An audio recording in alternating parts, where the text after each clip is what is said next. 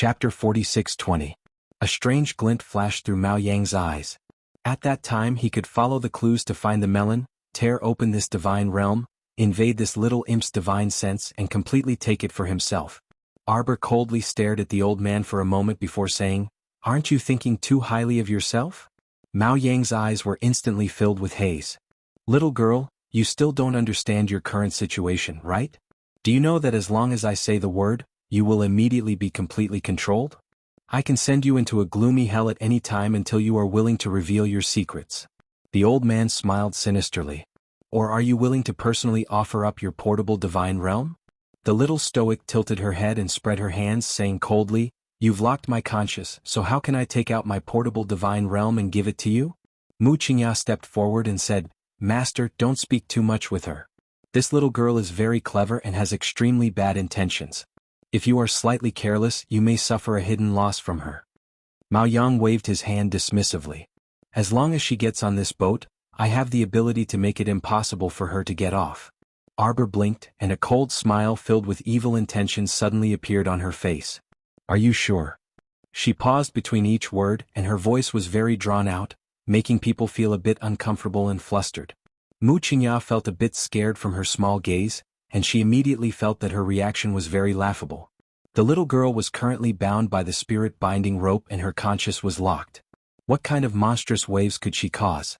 She was actually intimidated by her gaze again. This was simply an extraordinary humiliation. Mu Qingya took a deep breath and forced herself to calm down. No, the 10,000-year-old mermaid pearl was right in front of her. She had to calm down. She couldn't be too agitated. Her state of mind had to recover to its original state. Only then could she continue to do things calmly, lest she let her impulse burn her head. "Grandmaster, you still need to report this matter to Master. After all, this can be considered a major matter. Don't you think so, Master?" "Of course." Mao Yang saw that she didn't continue to pester him about such trivial matters, so he nodded and said, "I will explain clearly to your master that I want this lady to give up her divine realm. Presumably, the master of the Heavenly Fate organization wouldn't be so stingy as to be unwilling to give out even a small favor." The old man's mind was full of wishful thinking. He had forgotten that if he could really take away Arbor's divine territory, that couldn't be considered a small favor. "Guards, take him in." Mu Qingya raised her hand and waved. She didn't expect that as soon as she finished speaking, someone would immediately rush over from behind and stand in front of the little stoic. "Hall Master Mu, it's better for our underground hall to watch over him." Mu Qingya stared coldly at Fan Meng, who had rushed in front of her. A cold light flashed in her eyes. Right now she was feeling rather irritable. He had already captured the little stoic, and the 10,000-year-old mermaid pearl was about to fall into his hands. However, this group of people kept jumping out to make things difficult for her, which really made her extremely annoyed. Vice Hall Master Meng must be joking. Mu Qingya's smile was gentle and she did her best to soothe her voice. She didn't speak in a very anxious tone. "Our soaring heavens captured her, so we naturally have to watch over her." Chapter 46:21. Young Master Songfeng's eyes were cold and sharp, like a pair of sharp arrows, piercing into the depths of Mu Qingya's heart. Even Mu Qingya, who had always been indifferent and calm, couldn't help but tremble slightly. "Take him away." Mu Qingya waved her hand and Hong Chang strode forward with two middle-aged men, wanting to take over Arbor. Fan Meng raised her hand, and a row of wood thorns immediately appeared under Hong Chang and the other's feet. The two middle-aged men hurriedly dodged back and jumped a foot away. Hong Chang looked at Mu Qingya with an unsightly expression. Mu Qingya's expression instantly darkened. "Vice Hall Master Meng, what's the meaning of this? Let's see who dares to come forward and snatch him from the underground hall." Fan Meng narrowed her eyes, and the wood's spiritual power in her hand suddenly surged out violently. Mu Qingya clenched her 5 fingers tightly and turned to look at Mao Yang, who was watching coldly. "Grandmaster, are you still not going to make a move? I'm a guest of Tianyun, not just a guest of flying heaven." The old man smiled leisurely, and a trace of coldness hung in the corner of his mouth. "Flying heaven and underground hall wants to fight among themselves, but what does that have to do with me? Why should I interfere? Grandmaster, you must have seen it. If the underground hall takes Arbor away, he'll probably be released in less than 4 hours." Mu Qingya said coldly, "In this way, Grandmaster's idea of carrying the godly realm will be completely erased, right? Mao Yang realized that this matter involved his interests and immediately frowned. He turned to look at Gong Songfeng and his attitude was obviously better. It wasn't that he looked down on Mu Qingya. A woman without cultivation sitting in the position of Hall Master of Flying Heaven Hall at most was considered quite intelligent and lucky, but it would be difficult for her to advance even half a step. But this young and talented Hall Master Gong was different. Not to mention his cultivation at such a young age, he was that person's right-hand man and was deeply trusted by that person. His strength couldn't be underestimated. Hall Master Gong. In my opinion, it's not appropriate to hand this little girl to any of the Flying Heaven and Underground halls. It will affect the harmony of our organization. What do you want?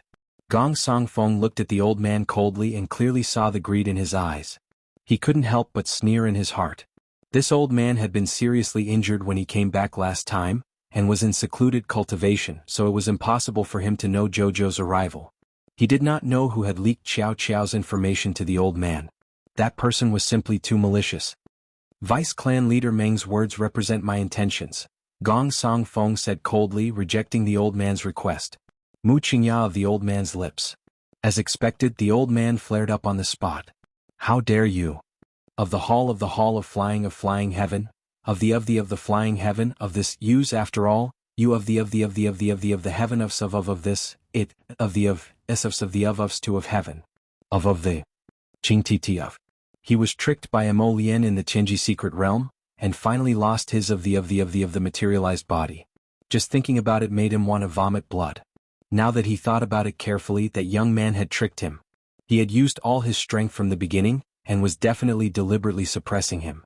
In fact, that young man's realm was very unstable. If he hadn't been frightened and reconsidered, perhaps he could have saved his of the of. Chapter 46-22. However, it was clearly too late to say all of this now. When the old man thought of the clone he was forced to abandon, his face turned extremely unsightly. But speaking of which, were all the youngsters nowadays this formidable? The youth he fought with previously wielded a lotus seal from an ancient inheritance, and his strength was terrifyingly tyrannical. If he was allowed to mature in the future, the consequences would be unimaginable. Hall Master Gong is very formidable, Mu Qingya said indifferently. Don't tell me you want to release the crown princess right away. Don't blame me for not warning you in advance. Mu Qingya warned. This Hall Master holds Master's edict. Gong Songfeng snorted and interrupted her, saying impatiently, you don't need to test me again and again. Hall Master Mu, my underground hall is determined to have this person. Take her away. Mu Qingya's face contorted slightly when she saw Gong Songfeng's unyielding attitude. None of these people took her seriously. They all looked down on her from start to finish. Even though she was now Soaring Heavens Hall's Hall Master, her position in the organization was second only to a few people and above millions. Mu Qingya clenched her fists tightly and sneered as she stared at Hall Master Gong and the others. Since Hall Master Gong insists on doing this, then I have no choice but to compromise. Mu Qingya raised her voice and tried to put on a brave front. However, I will report this matter to Master. I advise the Hall Masters and Vice Hall Masters not to act recklessly and think that no one can punish you. Mu Qingya turned around after saying this. Let's go. Gong Songfeng and the others watched her leave in a huff before silently turning back to look at the expressionless little stoic. What a headache. Gong Songfeng rubbed his temples. Things were already troublesome enough. Why did this little stoic run here instead of obediently staying on her own deserted island? Bring her back first and keep a close watch on her.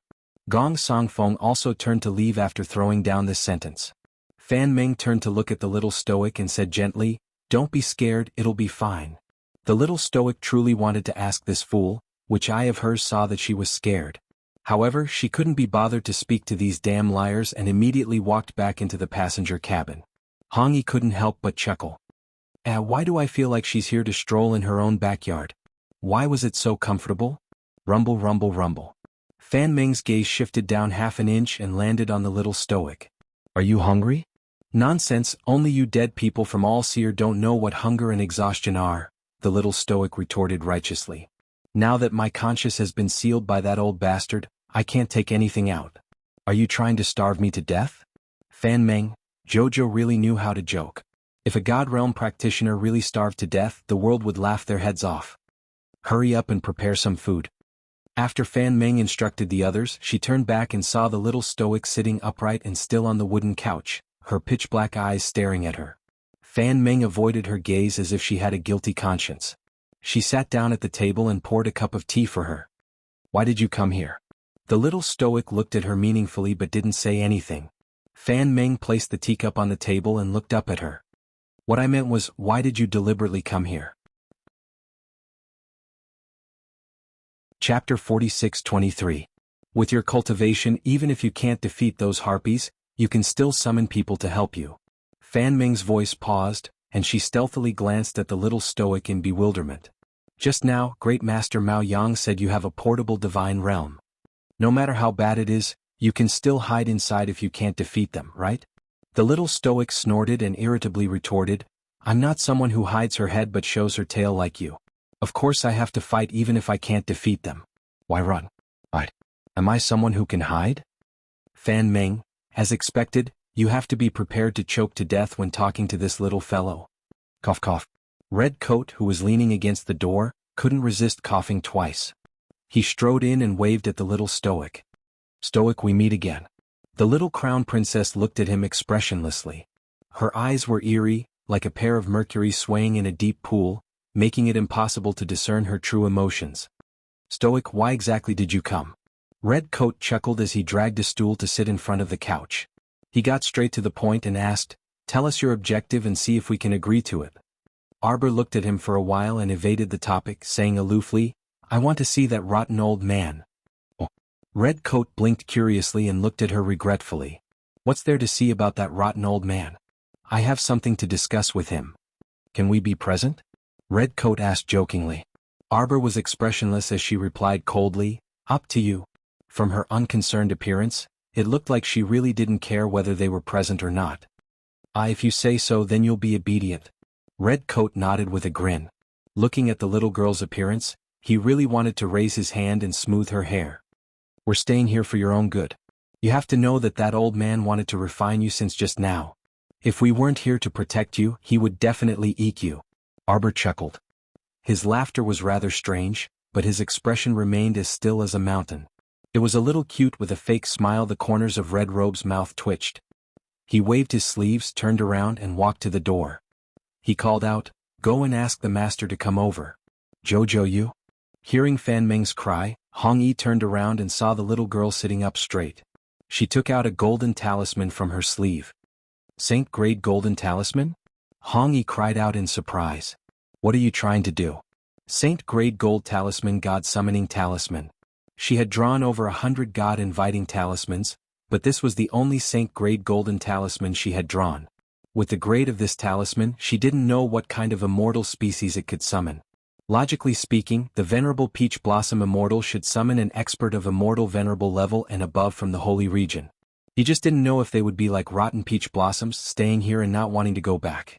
Arbor's fingers shook, and a talisman force quickly flowed out. Lu Yi and Lan Ning, who had just arrived at the door and had yet to speak, couldn't help but be startled. The golden talisman that was floating in the air suddenly shattered in the void. Light and shadow shot out in all directions. In an instant, the entire room was enveloped in rays of light. Fan Ming reflexively reached out to grab the little stoic's arm. However, the little stoic didn't even move half an inch from the couch. She didn't look like she wanted to escape at all. Fan Ming was taken aback and reflexively glanced at Arbor. Chapter 46-24. Slap. The little fellow rudely slapped his hand away. Then he looked around with an expressionless face. After looking for a long time and waiting for a while, he couldn't help but frown. The deity-inviting talisman was indeed as deceptive as always. Forget it, she was probably a laggard like a rotten peach blossom. She was a bit slower, so she should be on her way now. "Vice Hall Master, the Great Master is here." Fan Ming returned to her senses and said, "Invite him in." Mao Yang strode in and locked his eyes on Arbor. "I heard you wanted to see me?" "The little girl is quite gutsy." "What, you're not scared now?" "Don't think that I don't dare to do anything to you just because Hall Master Gong and the others are protecting you. Why do you have so much nonsense to say?" Arbor irritably interrupted the old man's monologue. "I called you here because I have something for you to do. I'll give this to you once you're done." As she spoke, the little girl dug around in her sleeve and took out a pitch-black heart of misfortune. She casually tossed it in her hand. How is it? Everyone! Exclamation point. At this moment, Great Master Mao Yang felt like 1,000 curses were galloping through his heart. If there were 2 words to describe his current feelings, it would definitely be fuck. What was going on? This girl's head couldn't have been squashed by a door, right? Was there such an oddball existence like her? What kind of toy did she think she had randomly pulled out? It wasn't some small glass ball for decoration. That was a genuine refined mystic realm. Little girl, are you serious? The old man's eyes shone brightly. If he could pounce over and snatch it, he would have already disregarded his status. However, he was apprehensive about Fan Meng and the others, so he forcibly restrained himself. Now that he heard the little stoic's tempting condition, how could he not agree? What is it? It's practically a piece of cake for you. Arbor tossed the heart of misfortune in her hand and stared at the old man with cold eyes. She said faintly, go deal with all the trash by Mu Qingya's side. Remove all her limbs and bring her to me. Then this is yours. She raised her hand and tossed the heart of misfortune up and down as if it was a toy. The old man felt his teeth ache as he stared fiercely at the heart of misfortune in her hand. Deal.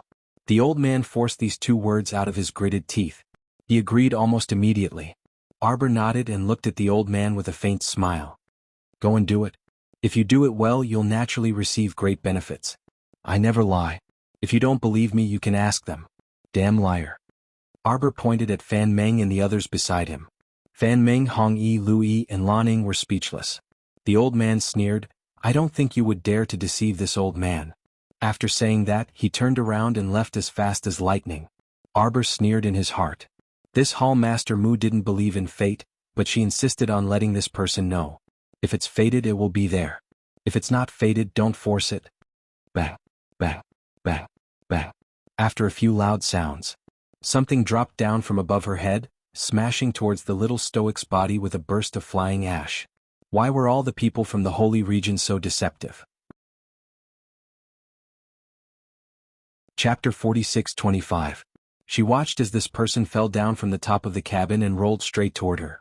The little stoic hastily and silently moved aside, allowing this elderly person to mercilessly crash onto the wooden couch with a bang. After the dull thud, everyone was speechless. This situation was inexplicably a bit funny. What was going on? Arbor jumped off the couch with a kick of his legs and solemnly looked at the person who couldn't get up after rolling on the couch for a long time. From her angle, she felt that the elderly person was very short and small. She wore a new bright red robe with a long ponytail trailing behind her head. Just looking at her back and figure, Arbor instantly felt a bit of disdain. What was going on? The elderly senior who was summoned by a saint-grade deity inviting talisman didn't even have a 10,000th of the elegance and nobility of Rotten Peach Blossom in any case. Rotten Peach Blossom's consummate with spirit skill was world-shocking. Why did this person in front of her look so unreliable? The figure on the couch suddenly moved, and a small hand trembled as it raised up. They seemed to have heard the elderly senior make a shattering sound and subconsciously took a few steps forward, wanting to clearly hear what she was saying. Tian Tian Tian Tian, Dao. A weak voice came from the couch, sounding like she was gnashing her teeth. Tian Dao. You old swindler, don't let me see you again. This elderly senior jumped up from the couch with a poof, and her eyes, as cold as the moon in starlight, abruptly swept a glance over everyone in the room. When her gaze landed on Arbor, her eyes suddenly brightened as if they were emitting millions of starlight, twinkling brightly. Little treasure. The elderly senior pounced forward, but because she was especially short, she jumped into Arbor's arms with a thud. Sir Jojo was stupefied and subconsciously reached out to catch this fellow, blinking his eyes. What kind of great Buddha did this Sir summon? She's so short, isn't she just a little brat? Wait, what did she call me just now? Child, why are you so silly? Don't you recognize your Aunt Master? The child looked at her with a grin and reached out a small hand to stroke her head in all seriousness. Everyone was speechless. They couldn't help but think about this strange scene. A brat around 5 to 6 years old was caressing the little stoic's head, revealing a loving gaze and even calling her child. This scene was too beautiful. Everyone couldn't bear to look at it directly. The little stoic's eyes instantly widened, revealing an incredulous expression. This can't be real, right? Master and Uncle Master are restricted by the heavenly Tao. Didn't they say that they can't come over? Could it be that he had summoned an old senior who was keen on prying into people's dreams and reading their minds? It was impossible for a freak from the sacred region to not have some skills. Looking at her youthful face and white hair, she shouldn't be too old. No wonder his temperament was so jumpy that he actually came to pretend to be her martial uncle. Arbor carried this old senior with both hands as if he was carrying a hot potato. He didn't know whether to throw him away or not. After a while, the little stoic expressionlessly glanced at her and used one hand to pick up this fellow, while her other hand vigorously rubbed that child's head. "Brat, you still want to trick me? Stop acting, I won't fall for your trick." The little stoic muttered and walked forward a few steps with the child. Nidian, who was being carried around all the way, instantly looked a bit embarrassed. What goes around comes around. Chapter 46-26. Thinking back to the past, it was only her who dragged the little stoic here and there, but now it was the other way round. "Put me down." Nidian grumpily slapped the back of the little stoic's hand. Sir Jojo pursed her lips and let go, throwing Defying the Heavens onto the couch. "Watch." Little Defying the Heavens stood up and patted the robe on his body. This fraudulent heavenly law dragged her along and refused to let her go. In the end, it couldn't defy that sacred grey deity inviting talisman and was forced to allow her to pass through the heavenly law's barrier and enter the Wangchuan region. The problem was, at the very last moment, heavenly law still ruthlessly tricked her. After she passed through space, her body shrunk to the size of a 5 or 6-year-old child. Thankfully, the robes she was wearing were the origin-returning treasured clothes made by a weapon refiner and could change according to her height. Otherwise, wouldn't she be running around naked right now? It ruined her image too much. When Defying the Heavens thought of that fraudulent heavenly law, his face darkened. "Watch." Nidian turned back and roared at the little stoic. Before the little stoic could react, her small figure had already vanished from everyone's sight. "The power of space." These 4 words abruptly popped out in Green Lan and the others' minds. In an instant, a loud bang was heard. Everyone looked over in astonishment and saw the entire window beside them was kicked to smithereens. A small figure hopped in and swept a disdainful gaze around. Finally, it landed on the little stoic's face. Little Against the Heavens took a few steps forward and ran in front of her. He raised his head and asked solemnly, "Did you see clearly?" "I didn't see clearly. Antmaster is telling you to look again." After saying that, a cluster of light suddenly rose from his hand and smashed into the 2 unlucky fellows who darted in after hearing the news. Arbor stared blankly as those 2 spirit realm cultivators were directly sent flying out of the passenger cabin by Antmaster's light element attack. Splash. 2 splashes sounded in succession. Everyone looked at each other in bewilderment. In front of this little one, those 2 people actually didn't have the strength to retaliate and were sent flying in a single exchange. Antmaster. This time the little stoic truly recognized him.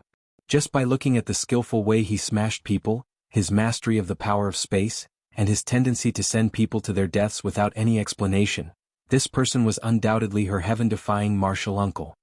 "Naughty brat." Little Tion's little face tightened as he angrily scolded. She lowered her head to look at her tiny hands and feet, then looked up at Xiao Mu. Small Eyes ordered Xiao Mu, "Carry me, your Antmaster." The corners of Arbor's mouth twitched. He squatted down obediently and picked up his little uncle master. He held him in his hands as if he was holding a big Buddha with a pious expression. "Martial uncle, how did you get here?" "Just now Antmaster smashed down from above." Could it be that he was kicked down by the heavenly Tao? What kind of mocking expression is that? Little Defiant flew into a rage. He stretched out his little hand and slapped Arbor's forehead twice. "Does your martial uncle look like someone who would be tricked?" "You do." The little stoic answered very honestly in her heart. "Your master and I have been worried day and night about you, naughty brat, in vain. We didn't know how you were doing. We didn't expect that when we met again, you wouldn't even recognize your Antmaster. Tell me, should you?" "Shouldn't." Little Defiant choked and reprimanded in a huff. "What kind of expression is that?" Chapter 46-27. "Uncle Master, I don't have any expression," the little stoic replied innocently.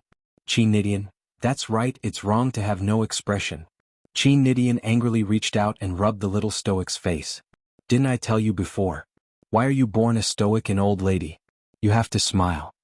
Arbor tugged at his lips and suddenly hugged his Uncle Master, kissing the top of her disheveled hair. "Uncle Master, it's really great to see you." Little Nidian flailed her arms in exasperation. "Hurry and let me down, Uncle Master." "How is this appropriate?" Arbor hugged her with a chuckle. Just as they reached the door, they heard a sinister voice. "Little miss, I've already done as you instructed. Then now shouldn't it be up to you to fulfill your promise?" The old man's snort of laughter abruptly broke the tranquility here. Everyone looked up in unison at Great Master Mao Yang, who walked in from the door. This great master looked to be in a good mood as his entire person exuded a hint of excitement amidst the sinister aura. It looked like he had already completed his task. "Oh, where's the person I wanted?" The old man chuckled and shrugged. "She already escaped on a small boat less than an hour ago. It's not that I didn't complete my mission, but that Hall Master Mu is too formidable. Little miss, the moment you appeared, she already guessed that you were here to make trouble for her." Arbor coldly swept a glance at Mao Yang. "She escaped. You didn't complete your mission, yet you dare to claim credit in front of me? You're truly laughable, Great Master." The old man's eyes were enraged, revealing a vortex of greed. "Do you think you still have a choice now?" Mao Yang sneered. "Your only choice now is to hand over that godly realm Black Pearl and assist me in forming a contract with it. Also, you should have other portable godly realms on you that can merge with your body, right? Little treasure, who is this old geezer?" Little Nityan suddenly asked, his eyes coldly glaring at the boastful old thing in front of him. Did he not think that he was being ridiculous? He actually dared to threaten a student in front of Chi Nityan. It seemed like this old man didn't know where he stood. The little stoic's eyes brightened and she obediently replied, "This elderly senior is a formation great master. It was this senior who set up a formation to shield the ship from divine sense. As soon as I walked in, my divine sense was locked. I can't open my inner world and I can't take out any food. I'm about to starve to death." When Chi Nityan heard the little stoic's words, his brows furrowed half an inch. "Originally, I used the heart of misfortune to make a deal with him so that he could bring my enemy Mu Qingya here. I didn't expect that not only did this old senior fail to complete his mission, he even came to me to ask for a reward. Let me ask you, how can there be such a logic in this world?" Grandmaster Mao Yang's expression was extremely ugly. He stared coldly at Arbor and said, "Little girl, you also know that your consciousness is sealed? Since that's the case, why don't you listen obediently? You even want to, bam." Suddenly, a ray of light exploded in front of Mao Yang like a halo. Even with Mao Yang's speed, he couldn't block Chi Nitian's attack from the sky. Mao Yang retreated 17 to 18 steps. Chapter 46-28. His pair of gloomy old eyes instantly widened, and his body also completely straightened. Just now, that terrifying premonition of impending danger made his heart beat faster uncontrollably, and he subconsciously retreated a few steps to barely block the other party's fierce attack. The instant the light element exploded, a berserk factor filled this space, making one's heart tremble involuntarily. The old man felt that his hand holding his longsword was trembling slightly due to the impact of that power. But how could the 5 to 6-year-old little girl next to the little girl, such a tiny little imp, accumulate such a terrifying explosive power in her body? She was a freaking little monster, right? Wait. That little monster narrowed her eyes and was about to attack him again. Master Mao Yang hastily stopped her and said loudly, "A little girl, stop. This old man didn't come here to fool the little stoic. I really caught her." Master Mao Yang said sternly, "Although Mu Qingya and her daughter escaped, she still has a daughter that I sent people to bring over. Take a look first. Isn't it up to you to decide whether it's useful or not?" Arbor raised her brows slightly when she heard this, and her gaze shifted to the entrance. She saw 2 robust men dragging a woman who was on the verge of death through the entrance. The 2 robust men threw her in front of Arbor without the slightest bit of pity for the fairer sex before turning to leave. Mao Yang's eyes flickered as he looked at Arbor. "How is it? Take a look. This is Hall Master Mu's biological daughter that you want. If you detain this person..." Arbor glanced at Mu Rochuan in astonishment. Why did Mu Rochuan look so miserable after not seeing her for a while? Not to mention the scar on her face, there didn't seem to be a single piece of good flesh on her body. Her complexion was very pale and she looked at her with lifeless eyes. She actually didn't know how to scold her anymore. The 2 people's gazes met and their eyes met. Mu Roxian actually smiled weakly at her. Arbor instantly felt that the sun might rise from the west. Mu Rochuan actually smiled at her? Didn't she hate her the most? She hated her for stealing her identity as the eldest daughter of the Mu family. She hated her appearance. She hated her for being able to overshadow her glory despite being from a lower star field. She hated her talent, intelligence, and all the glory that she valued were all taken away. Martial uncle, this person doesn't speak the truth and is especially annoying. Mu Roxian was clearly an abandoned pawn by Mu Qingya. How dare this old man lie in front of me? You just have to argue with me. The little stoic shouted at Little Defiant in a huff. Qin Nidian didn't say anything and slapped him across the face. After a paw sound, the old man's cheeks had 5 distinct small handprints on them. He didn't feel much pain, but the humiliation was enough to make his lungs explode. He almost fainted from anger. The little stoic's eyes flickered, and her gaze landed meaningfully on the old man. I knew it. Mu Qingya's special ability is long-range surveillance. She saw that the old man accepted her deal and came to kill her. But does she really think she can escape from the Forgotten River? The show had just started and it was only the prelude. The little stoic's chilly gaze landed on the old man, and she suddenly shouted, Martial uncle, this old man has been bullying me. He used his mental power to suppress me and even wanted to steal my portable divine realm. Chapter 46-29. Preposterous. Everyone heard the 5 to 6-year-old girl angrily rebuke in a soft voice. Their mouths twitched involuntarily. There was no other reason. This child was too soft and cute. Even if she used all her strength and shouted angrily, it sounded like she was acting coquettishly. That old man, Mao Yang, was almost hit by Lil Defiant's light wheel earlier. After retreating a dozen steps, his heart was still thumping with fear. At this moment he suddenly heard little Nition's roar. Looking down, his breath was stuck in his throat and he almost couldn't get it out. Was this real? Just now, Defiant attacked too quickly, so the old man didn't see clearly who it was that threw the light wheel at him. Now that he took a closer look, he was almost angered to death. The little girl was no more than 5 to 6 years old. She looked soft and round and harmless. Such a squishy little ball scared the old man half to death just now. He thought it was some venerable sage who had descended, but when he came back to his senses, it was actually a little girl. He was actually scared by this little girl just now. If his group of old brothers were to find out about such a shameful thing, they would probably laugh their heads off. Mao Yang's face darkened. He stared coldly at Lil Defiant and said sternly, Where did this little girl come from? Your parents' slap. The old man was dumbfounded. There was an additional mark on his cheek that matched the original slap mark. It was small and the 5 fingers were very bright. Who allowed you to speak? Lil Defiant's little face darkened, and his gaze was sharp as he looked directly at the old man. You secretly set up a few mediocre illusory array formations. Who do you think you can do to us? Mao Yang was slightly shocked and his expression turned ugly. This little girl actually saw through his illusory array formation? Before he came, he set up a small illusory array formation outside the cabin door and in the corridor to prevent the little stoic from escaping with the heart of misfortune. Who would have thought that the array formation he set up would be seen through by this little girl in front of him? What exactly was this little girl's background? Could it be that she was a young miss from some impressive family in the Holy Region? Could it be that she was like him and couldn't get used to the Holy Region and secretly came to the River of Forgetfulness? Pah! The old man's face couldn't help but twitch as he received another slap on his cheek. He was so angry that his old eyes suddenly turned red. A warrior would rather be killed than humiliated. He was slapped 3 times by this little child, and he was so angry that he wanted to vomit blood. I think you're courting death. The old man suddenly waved his hand.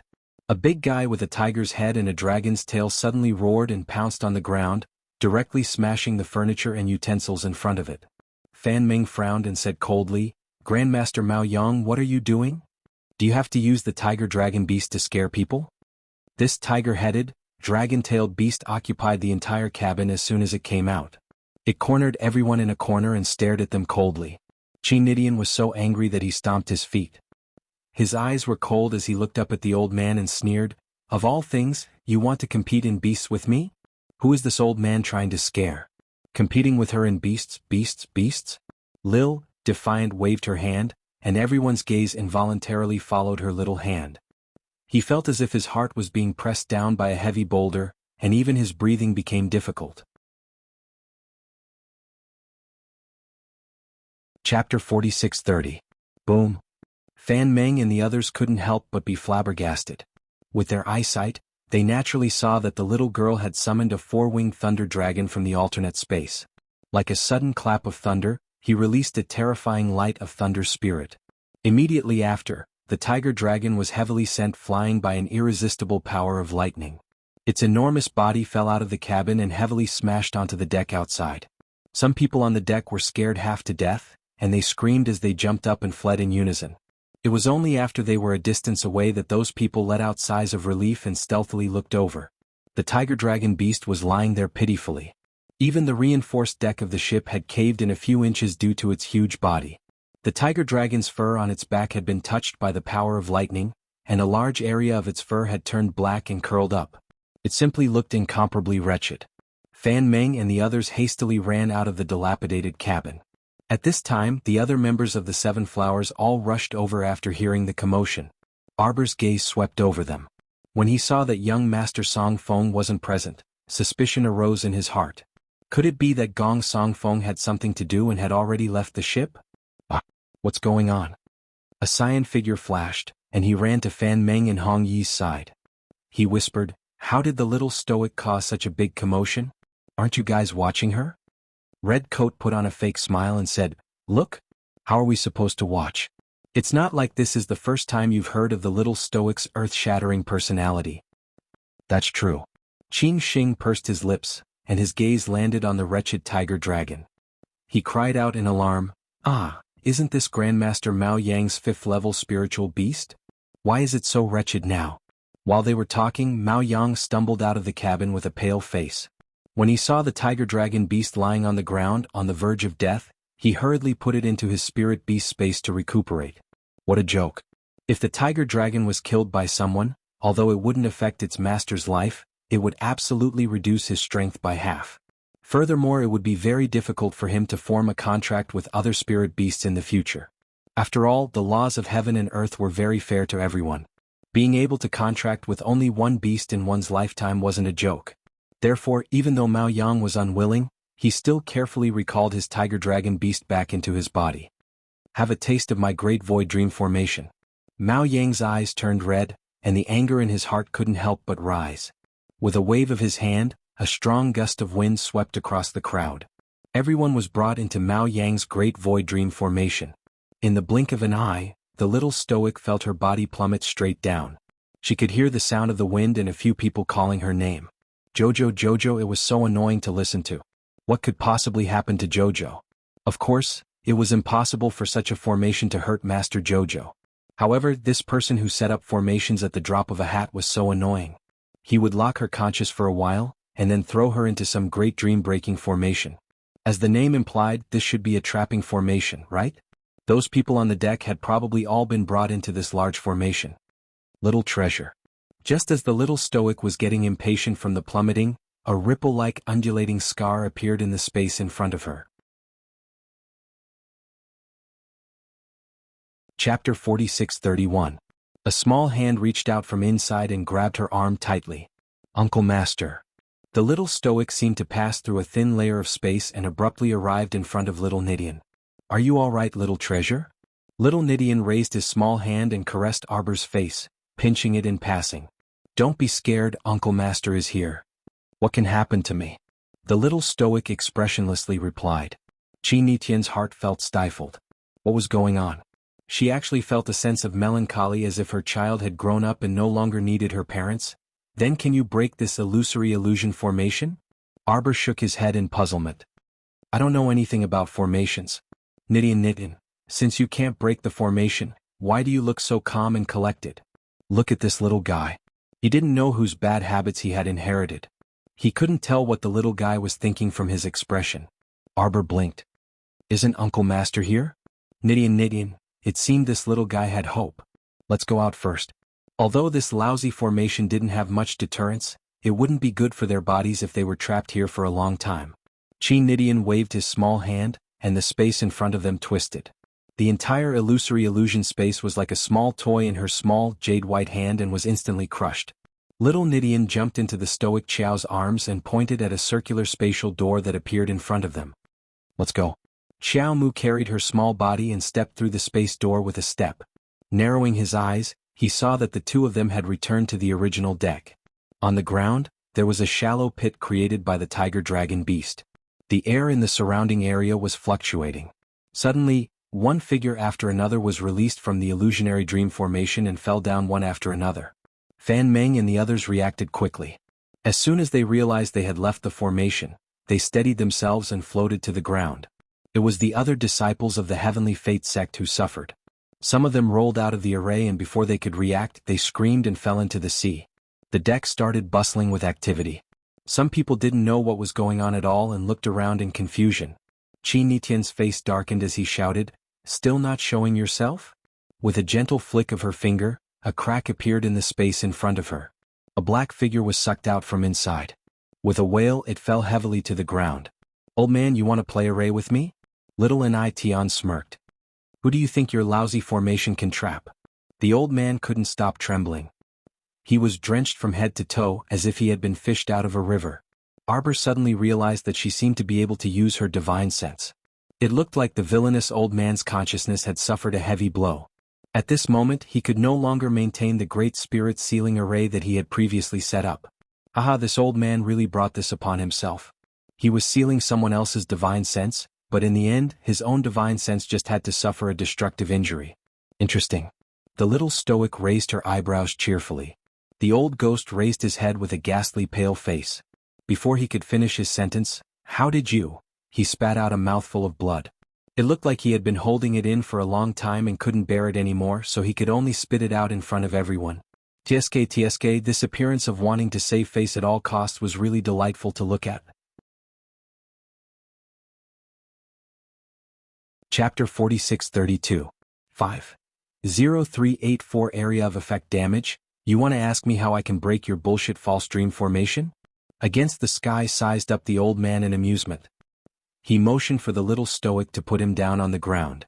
Everyone saw a 5 or 6-year-old soft little girl running in front of the old man with small, quick steps. She lifted her small chin and said coldly, "I'm your ancestor who set up the formation." Everyone, Master Mao Yang had a gloomy expression. He gnashed his teeth and sneered, Little brat. You think you've won for sure? You might as well raise your head and take a look." Master Mao Yang let out a shrill howl, his eyes dark.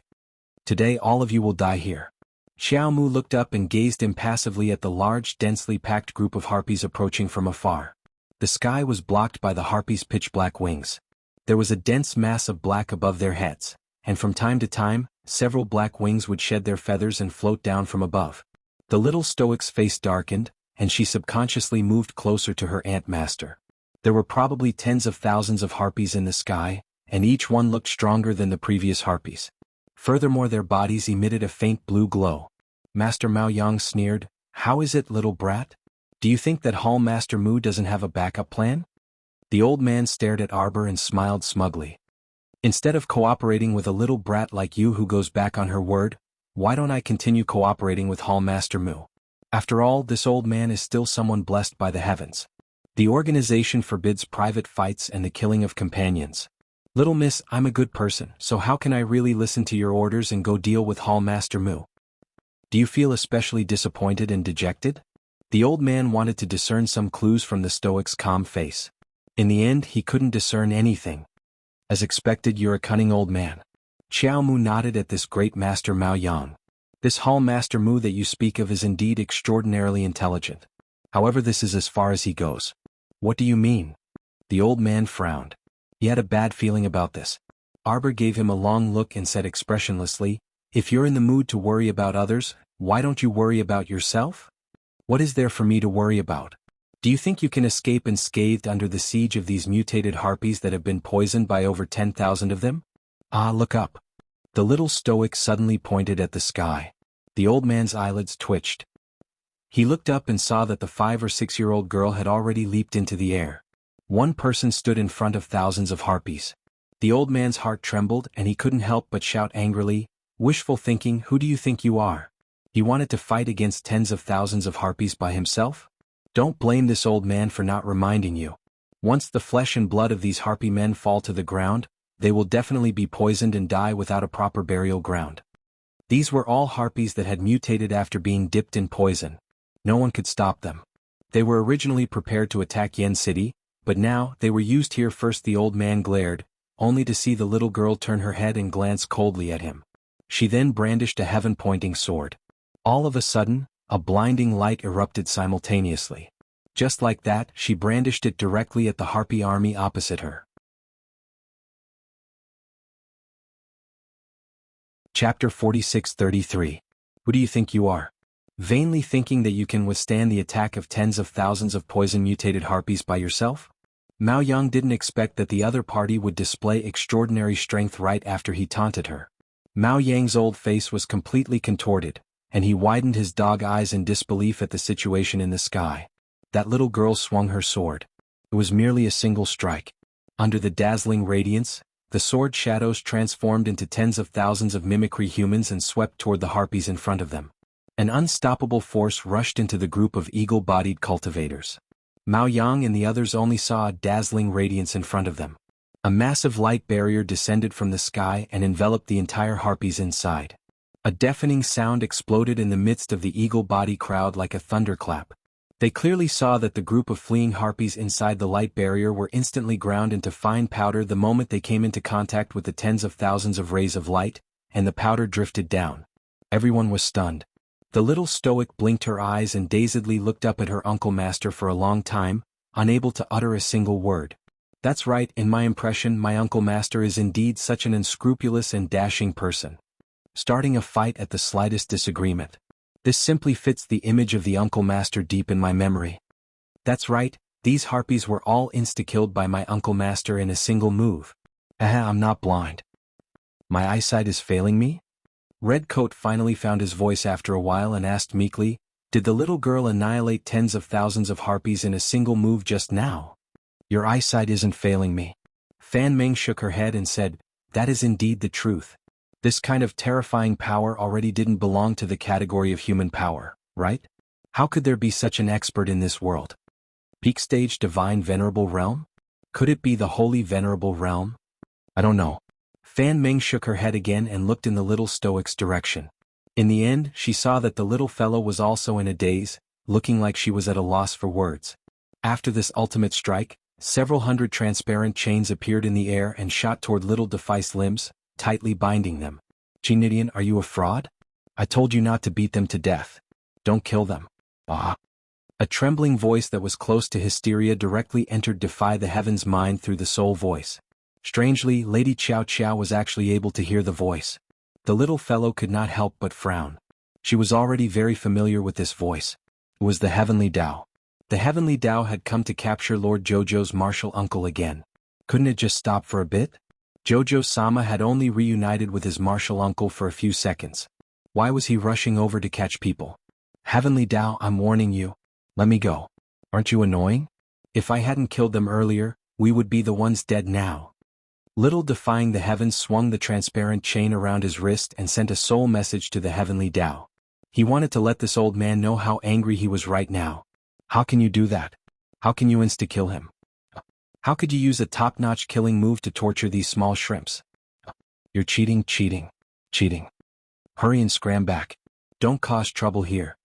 Heavenly Tao's internal OS was probably on the verge of collapse right now. Chapter 46:34. When did I cheat? Get your facts straight, I didn't arbitrarily tear open space to come here. I was summoned here. Do you understand summoning? I didn't break the rules, I'm not going back. Child, according to this summoning talisman of yours, how long can Ant Master stay here? Forever, the little stoic said expressionlessly. Pooh scram. A lean little old man with white hair, white beard, and white eyebrows popped out of the void, and he stomped on the clouds. You are the Heavenly Tao. This image did not match the grand and lofty Heavenly Tao that she had in mind at all. What's with your brat's expression? Heavenly Law hopped around. It's an expression of disdain. Nidian rolled his eyes. Look at your rotten old man's image. Who would take a liking to you? What did you say? The little old man paced back and forth in the air, huffing and puffing as he roared. What do you know? I am Heavenly Law, and Heavenly Law is formless. Any form can be called Heavenly Law. I can turn into a drop of water, a gust of wind, a blade of grass, a cloud in the air. Now that I've turned into a human, in order to match this old man's age, I aged a little. Who am I hindering? Shut up. Little Ant Master and Martial Nephew roared at the old man at the same time. You talk too much. Too long-winded. The little stoic and Chi Nidian reprimanded one after another, and then they looked at each other from a distance. The little old man was infuriated, and he glared at the two of them and roared, so what if this old man talks a little too much? Everyone, they were dreaming, right? Just now they saw with their own eyes someone annihilate all the harpies with a single strike. Now they saw a little old man who resembled Heavenly Law, hopping and flipping in the clouds, and even chattering and cursing at someone. It was a fantasy. There must be something wrong with their eyesight? Heavenly Law, let me ask you.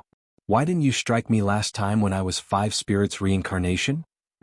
This question had been suppressed in the little stoic's heart for a very, very long time. She had to ask, as clearly. Why didn't this guy strike her, and since you didn't do it the last time, does that mean you won't do it in the future? The little stoic asked several questions expressionlessly.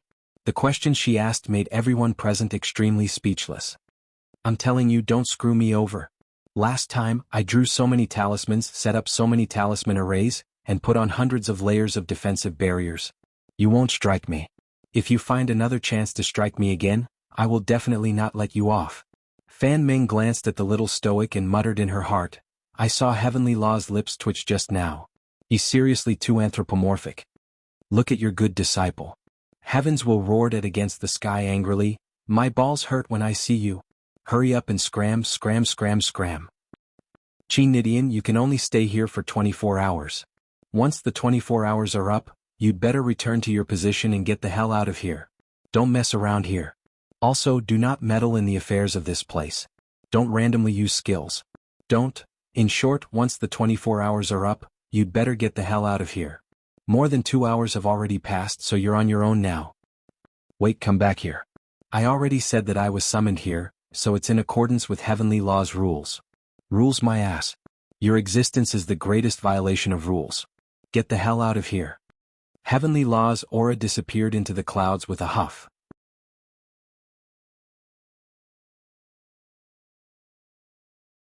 Chapter 46-35. Arbor blinked strangely and looked at little Ant Master, who floated to the ground and walked up to her. Isn't the old man a bit strange? He keeps telling Ant Master to scram, but he's the first one to scram.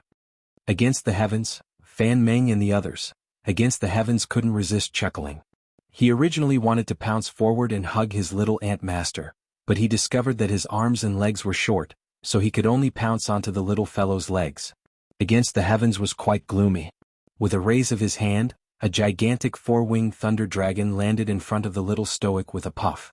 Against the heavens abruptly discovered that his Xiao Bao's eyes had clearly brightened. This oddball stoic really wasn't any different from usual. Little Against the heavens' eyes curved into crescents with a grin, and he glanced amiably at Arbor and said, Xiao Bao, it wasn't easy for Ant Master to come here. It's time to leave. Even if she didn't leave, Heavenly Law wouldn't let her off. Let's not care about this mess. Let's go chat with Ant Master. Arbor nodded her small head. Against the heavens noticed that all the pretty boys around them were looking at her strangely. Little Against the heavens climbed onto Arbor and poked the little stoic's cheek, asking quietly, They're your friends? Oh. Arbor shook her small head and turned to glance at Fan Meng and the others with a complicated gaze. After thinking about it, she still said, Are you guys going to stop me? On the side, Louie hastily shook her head and said, Of course we won't stop you. Little stoic, we actually don't have any ill intentions towards you. If you had any ill intentions, you would all be beheaded by now. The little stoic thought to herself and harumphed. She turned around and walked 2 steps before suddenly turning back and shouting, Where's that old man? Fuck, Heavenly Law interrupted her midway, and she even forgot about Mao Yang, that damn old man. Now, that old man had actually disappeared. Most likely, he was afraid of Sir Jojo's Ant Master and took advantage of the chaos to slip away. What a shameless old man. He actually ran away when he couldn't beat them? Wasn't he jumping around very happily earlier? Speaking of which, little Ant Master had interfered in the worldly affairs of this place and suppressed the harpies with unequal strength. To the Heavenly Tao, this matter had indeed crossed the line. It could not be repeated. If she still wanted to summon her master and martial uncle over next time, she definitely couldn't offend the Heavenly Tao this time. Everything had to be done slowly and steadily, right?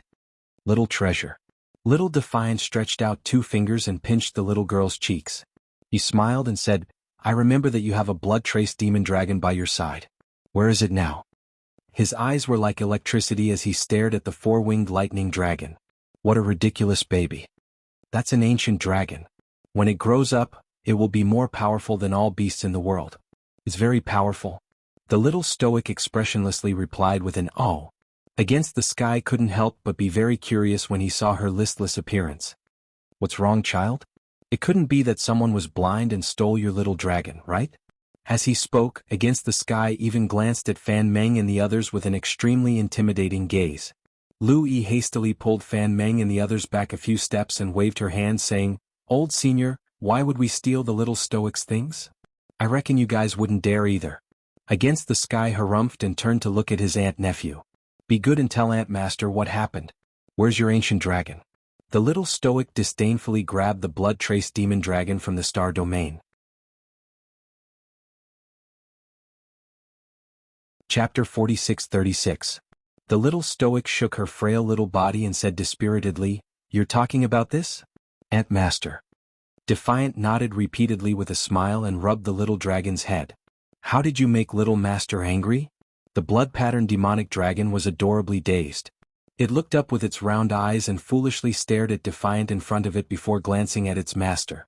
The little stoic threw it back into the star domain in disdain and said with a worried expression, "Aunt Master, do you have a stronger beast? The kind that's sturdier than a small mountain, can run faster than a giant eagle, can pounce on a ferocious beast, and can shake the earth with a roar?" Defiant chuckled. "Yo, it seems this little fellow disdained that blood-patterned demonic dragon for being too weak?" This was truly a heaven-defying act. The blood-patterned demonic dragon was one of the most powerful ancient dragon species. It had to be known that after the blood-patterned demonic dragon entered the growth stage, its body could reach several hundred meters in length. Its dragon scales were incomparably hard and impenetrable to swords and sabers. Aunt Master refined a lot of nutrient fluid for beasts and beast tags. It's very effective for the growth of demonic beasts with bloodlines. If you feed the blood-patterned demonic dragon a mouthful every day, it'll definitely enter the growth stage in less than 3 months. The little stoic's eyes brightened. At that time it won't look like an earthworm anymore? An earthworm? The corners of Defiant's eyes twitched uncontrollably. Looking at his Aunt Master's serious expression, he nodded in amusement. "Yes. Aunt Master, then quickly give me that nutrient fluid." The little stoic hugged her little Aunt Master and clamored. She had to make the little lousy dragon a bit stronger, a bit stronger.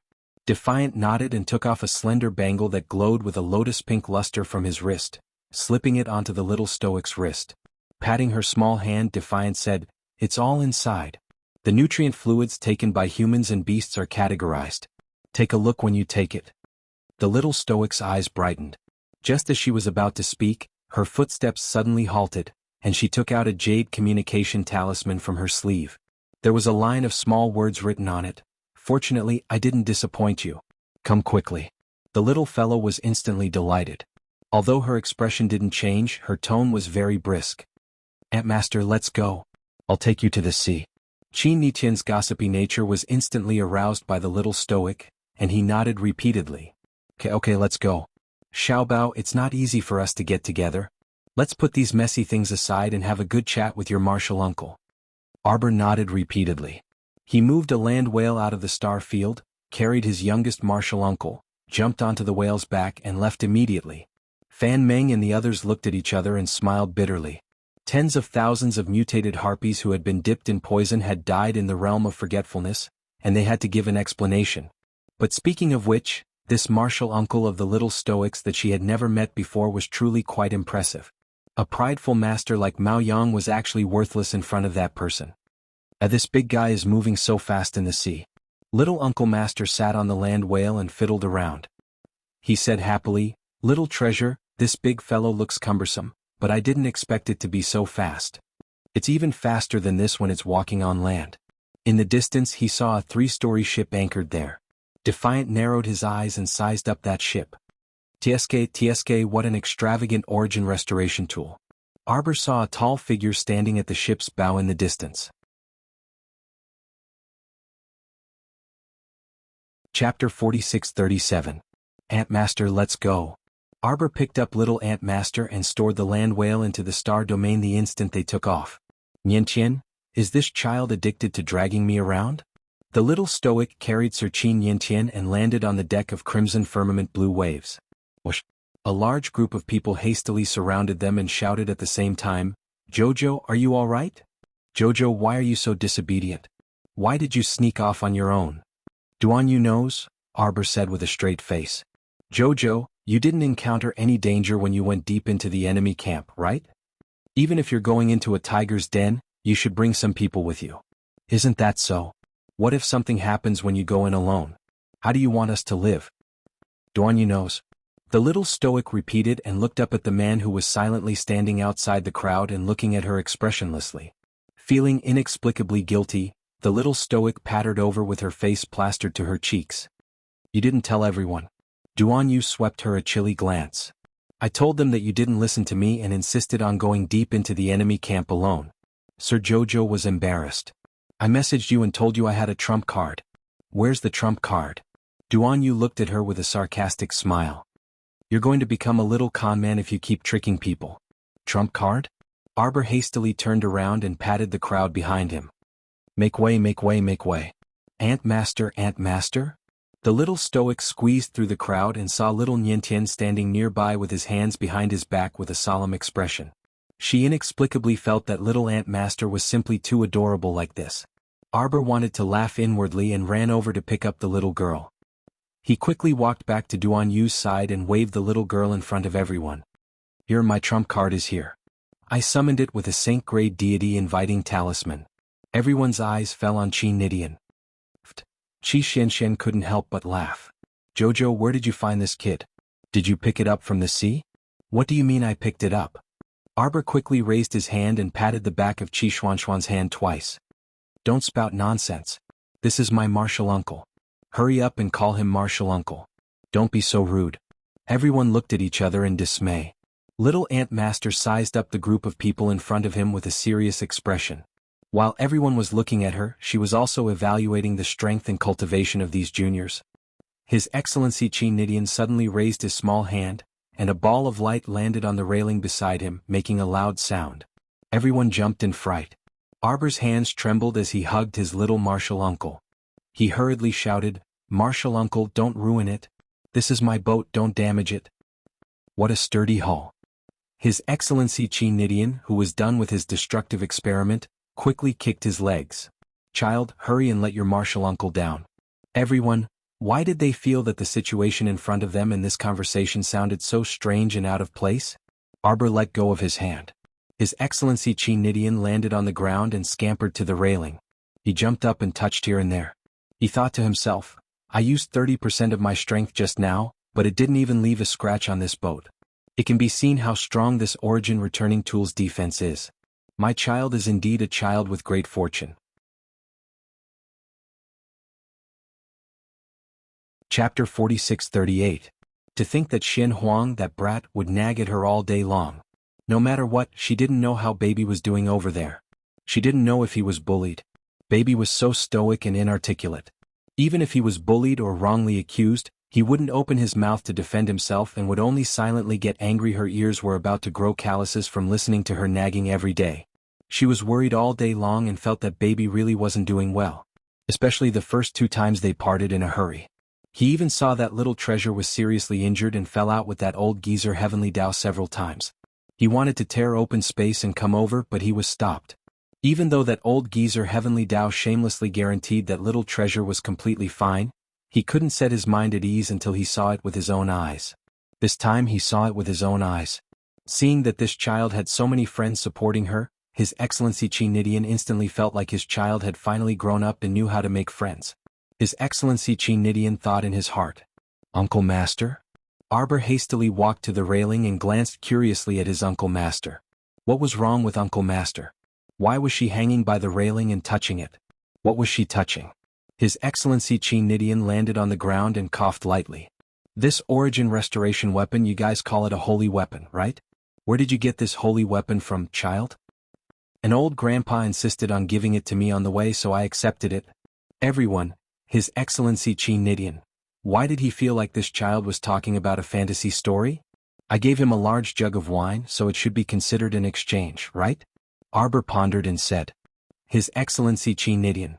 Why did he suddenly not want to talk to this little imp? The little stoic ran to her Uncle Master's side and reflexively picked her up. Uncle Master, what do you want to say? You guys get off the ship first.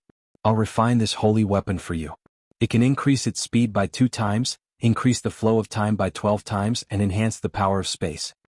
Everyone simultaneously widened their eyes and looked at this 5 to 6-year-old Uncle Master next to the little stoic as if they were looking at a god. It was hard to imagine that this martial uncle could actually refine and modify a natural sacred artifact based on its foundation.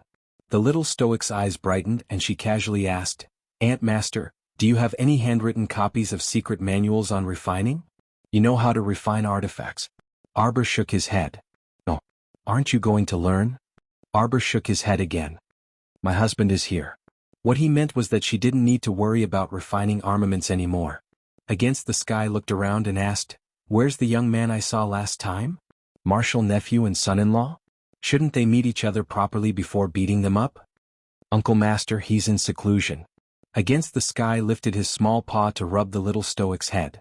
"Go look for it in the space bracelet I gave you just now. I should have thrown it inside." So the bracelet contained more than just potions? The little crown princess nodded happily. "All right then. By the way, martial uncle, how long will it take you to refine it?" "It will take about 6 hours." "Then how about we sail the ship back to our island first, and then you can slowly refine it?" "Aya, my family Xiaobao is already a great island owner." His Excellency Qi Nidian exclaimed with sparkling eyes. The little stoic was embarrassed. "It's just a run-down deserted island, Ant Master." Qi Xianxian and the others all gathered around with a whoosh.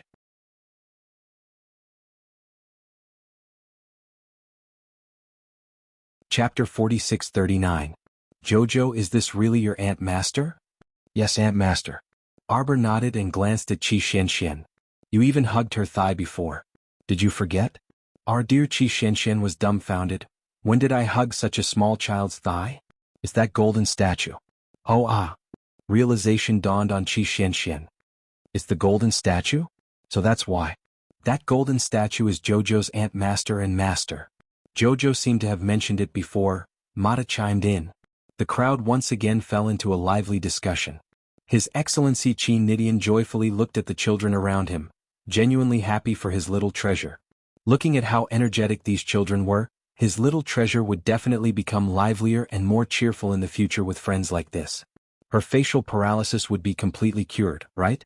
Evidently, this Excellency's vision for his aunt-nephew's future was too perfect. When Arbor saw a bunch of people surrounding his Ant Master and chatting happily, he silently retreated and quickly ran to Duan Yu's side.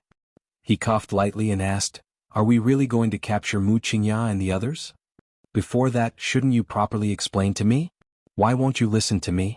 Our dear Duan Yu looked at her with a sardonic smile and didn't give her a chance to change the topic. "Speak." Sir Jojo rubbed his fingers together and muttered softly, "I already said I'm confident." Arbor quickly looked up and muttered, "Yes. I didn't think I would be able to summon Ant Master over." She expected to summon a mighty figure above the venerated immortal realm in the holy region. He might not be able to eliminate everyone on the enemy ship, but he should be more than enough to ensure her safety. Thankfully, she summoned Ant Master Nidian over this time. After all, when she was attacked by tens of thousands of harpies, if it weren't for Ant Master holding the fort and insta-killing them, she would have suffered for sure. This means my luck is pretty good. This was what the little stoic thought in her mind. Duan Yu poked her forehead and said aloofly, "Do you still think your luck is pretty good? Since I was able to summon Martial Uncle this time, I can still take the risk like this next time, right?" The little stoic decisively shook her head and sincerely admitted her mistake. "I won't be so impulsive next time." "You're right, I will definitely listen to you." This little rascal actually took the initiative to admit his mistake so decisively, causing Duan Yu's belly full of complaints and words of reprimand to be stuck in his throat just like that. The little fellow was too quick-witted. As a result, he couldn't say anything else. Feng Zhangqing coughed lightly and said with a smile, "Well, since the Saintess already knows her mistake, I think we can probably skip this admonishment process." "You're too shameless." The venerable Peach Blossom Immortal shook his head helplessly. Just now they had agreed to teach the little stoic a lesson together. However, in less than 3 sentences some of them immediately changed sides. Feng Zhangfei cried out, forget it. She already admitted her mistake, so stop nagging." Sir Jojo suddenly felt that Feng Zhangfei was especially pleasing to the eye today. She glanced at him approvingly and hastily added, "Actually, I wasn't completely defenseless. Besides the sacred grade deity inviting talisman, I also brought a bottle of spirit governing pills." This spirit-governing pill was a pill produced by a 5-colored treasure beast. Taking one pill every month could imperceptibly improve one's divine conscious. Chapter 4640. Taking 2 pills at a time could allow one's divine conscious to rapidly break through the bottleneck within an hour and directly advance to another level. Once her divine conscious broke through to advanced rank in a short period of time, she would definitely be able to break through the old geezer's great god-sealing array within a certain period of time. As long as she escaped from the great god-sealing array, she would be able to enter the star domain at any time and not be controlled by anyone. So strictly speaking, she had actually made ample preparations before leaving. However, it was indeed an unexpected gain for Ant Master to annihilate tens of thousands of poisoned harpies with a single slash. Duan Yu silently glanced at her. The little stoic quickly said, "If you guys don't throw me far away when you encounter danger next time, I'll listen to you guys." Duan Yu raised his eyebrows and scoffed. This little fellow even knew how to bargain and bicker with others. Go ahead and try. This guy swept her a glance and turned to leave after saying this. The little stoic blinked and harumphed indignantly. What do you mean? Leaving after throwing down this thoughtlessly really infuriated Sir Jojo to death. You know what I mean, Duan Yu replied without looking back. The little stoic quickly dashed forward, but she saw him stop and turn to look at her. The light in the cabin was very dim, and a faint shadow enveloped him, making his slender figure appear somewhat hazy. If he hadn't let her go this time, did this little fellow really think she could follow Heavenly Fate's people deep into the tiger's den? In reality, Duan Yu regretted it when he secretly saw her obediently leaving with Heavenly Fate's people.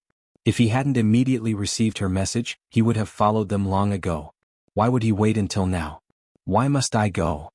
I don't want to beat around the bush with Mu Qingya anymore, Arbor said to Duan Yu seriously. Sorry, I was willful this time. Duan Yu looked at her deeply and raised his hand, but he ultimately paused and withdrew it. At your age, it's normal to be willful. I only hope that you will pay attention to your safety. Arbor nodded. Okay. Why did Mu Qingya leave Heavenly Fate without permission and bring a 1-star youngster out to sea? I used the Heart of Misfortune to make a deal with Mao Yang. Arbor made a long story short. He raised his eyebrows and said, I knew this woman would not let herself be killed. As long as she acts alone, we can catch her. After all, how could a woman without any cultivation escape from Duan Yu's group? When you sent me the message, you said that this Hall Master Mu has a very powerful stairway talisman. Did she use it? She did. However, it was given to a young lady. Duan Yu explained, the situation was a bit urgent at the time. Mu Qingya threw the stairway talisman to the girl. A few youngsters escaped with the help of the teleportation array. By the time Feng Zhangqing chased after them, those people had already used the stairway talisman to escape. And I used the method you mentioned to lock onto this Hall Master Mu with my divine conscious immediately. Duan Yu walked to the door of a cabin and slowly pulled it open. She almost escaped, but she was caught in the end. She is indeed very cunning. As Duan Yu spoke, he pulled open that cabin door. Mu Qingya's slightly pale and sharp face appeared in front of Arbor's eyes. The two of them looked at each other and saw a flash of light in each other's eyes. The system's comment section was disabled again. It would probably take another 2 days to comment. Don't worry. Chapter 4641. What should I say? Arbor gazed at the pale and defeated Mu Qingya, a hint of mockery flashing across his lips. Long time no see? Or what goes around comes around. Heaven spares whoever it is. You probably didn't expect that you would fall into my hands in the end. Mu Qingya's pretty face was livid as she glanced indifferently at Arbor. Arbor. She forced the words out from between her teeth. You did it on purpose. What do you mean? Arbor glanced at her indifferently. Arbor. Mu Qingya wanted to pounce, but she didn't succeed. An extremely powerful aura fell on her and pressed her heavily to the ground. Mu Qingya hated him so much that she couldn't speak. She used all her strength and could only move the whites of her eyes a little. This made her feel powerless all over. Her chest was filled with indescribable fury. Arbor glanced at her. I'm really a bit curious now. Is Mu Rochuan your daughter or not? The little princess of the City of Shadows I met before, Mu something? That's your daughter, right? Mu Xiaoxue? Princess Wushuang walked in and nodded repeatedly. It was Mu Xiaoxue who took Zhao Yi and the other youngsters to escape using a transportation talisman matrix and a stairway talisman. We all heard Miss Mu call Hall Master Mu mother, So the so-called aborted second child was actually the one you secretly had with someone else behind Mu Jingfeng's back. Arbor couldn't help but shake his head. Mu Qingya, you've lived quite a carefree and unrestrained life. Look, even someone as shrewd as Mu Jingfeng is being toyed with in the palm of your hand. That first city lord of the City of Shadows isn't the only subject under your skirt. Mu something? Arbor waved his small hand. Shuntian Prefecture's prefecture lord, Gung Pengcheng, is dead set on you. Mu Qingya gazed icily at the little stoic who mocked her, a sinister glint in her beautiful eyes. What do you want to say? You're not strong enough, so you rely on this method to gain benefits from others. Arbor sneered and looked at her indifferently. You're really dirty, Mu Qingya. Mu Qingya suddenly pounced on Arbor again. She wished she could fly up to Arbor and strangle her with both hands. Arbor. You don't have to shout so loudly. Arbor's tone was flat as he interrupted her. I know that you're unwilling to accept this. But so what? This is the fundamental difference between relying on others and improving oneself. You can only rely on others. Other than others, I can only rely on myself. Shut up. Shut up. Shut up. Mu Qingya screamed like a madwoman. She groped the ground with her hands and randomly grabbed something. She picked it up and threw it over. Arbor waved his hand, and the decorative ring was hit by the strong wind and shattered on the spot. Mu Qingya's eyes widened as she stared fixedly at the little crown princess in front of her. If she could stab Arbor to death with her eyes, 8 or 10 Arbors would have been stabbed to death by now. Who do you think you are? Ha! You're very noble? Mu Qingya was angry and resentful as she cursed without thinking. If you didn't have the advantage of being born, you might have been worse than any ordinary commoner right now. Arbor stared at her, his eyes sunk into 2 quiet pools, calm and undisturbed.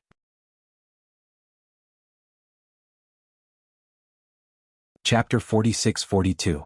The little crown princess stared at her coldly. I've always been curious. Where did you find out about the 10,000-year-old mermaid pearl? Mu Qingya sneered. How do you think I know? Of course it was your stupid mother who told me herself. My mother is indeed quite naive. But compared to you, what do you have to compare with her? You're just mud under people's feet. Dirty and smelly. Even 10,000 of you can't compare to a single strand of my mother's hair. What right do you have to mock her? What a joke. Shut up. Shut up. Shut up. Mu Qingya glared at her with bloodshot eyes. You shut up, slap. Xiao Mu mercilessly gave her a slap across the air, successfully stifling her crazed screams. I think you should shut up first.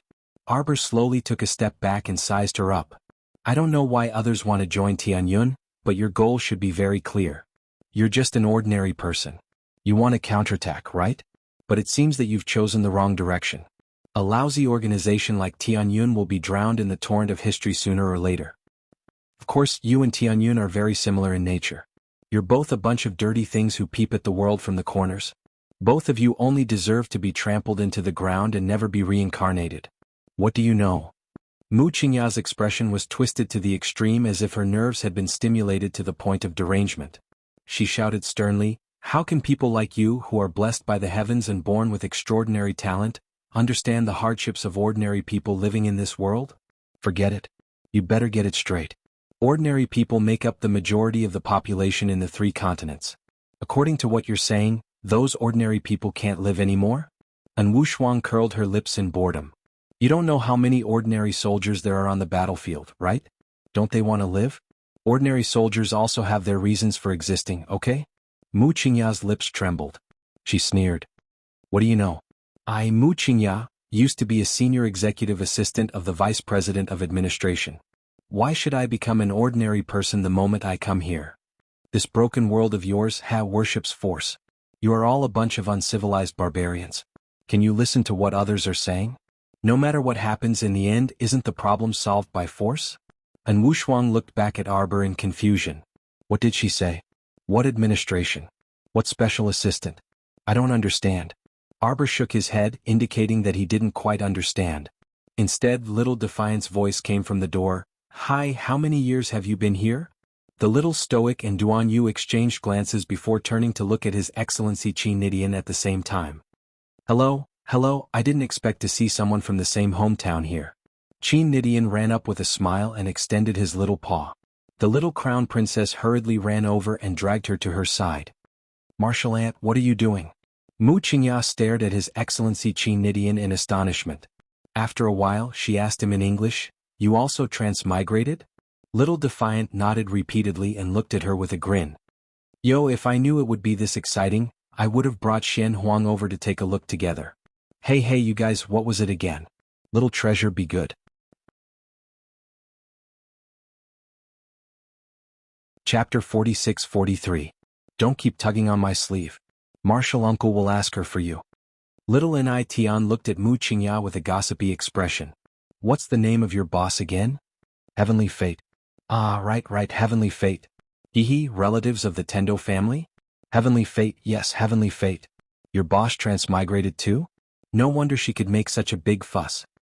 Those ugly things with wings on their backs that looked like eagles and humans, they were made by you guys? Oh my, that's amazing. Martial uncle." The little crown princess angrily tugged at her sleeve. "Little treasure, don't be angry. Martial uncle wasn't praising them, I was just mocking her." What irony.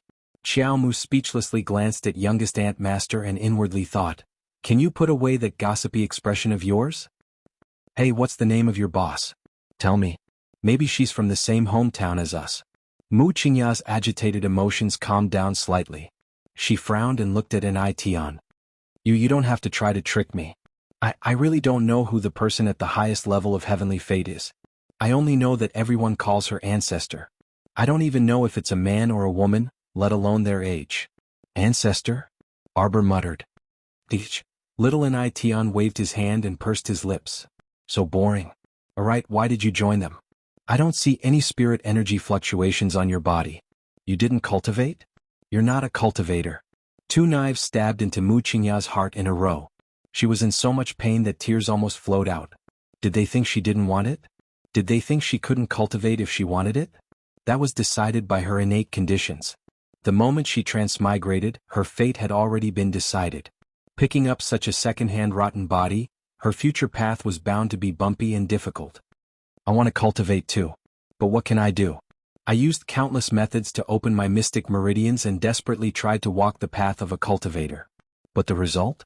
In the end, this body of mine is a congenital trash. It's completely useless." Against the sky dug his ears and quickly took 2 steps back. If she were to get any closer, Hall Master Mu's saliva would be on her face. "Sigh, everything is really full of calamities. Who would have thought that a transmigrator would end up in such a miserable state year after year?" "What is Ant Master saying?" the little stoic asked in confusion. Against the sky organized his words and turned to look at the adorable expression on the little girl's face. He couldn't help but laugh as he pounced on her. He climbed on top of her and raised his hand to pinch her little face. "Kid, let me explain briefly. Let's put it this way. It's similar to what you guys do here. That's right, this Mu something, the original owner of her body, is already dead. In other words, her original soul might have already been reincarnated. Do you understand?" The little fellow's eyes brightened, and Wu Shuang and Duan Yu nodded at the same time. "Possession. The soul in Mu Qingya's body is no longer the original owner." "Ah, right. Little Tian nodded repeatedly. "That's right. She isn't the original yet anymore. Mu Qingya." Princess Wu Shuang corrected.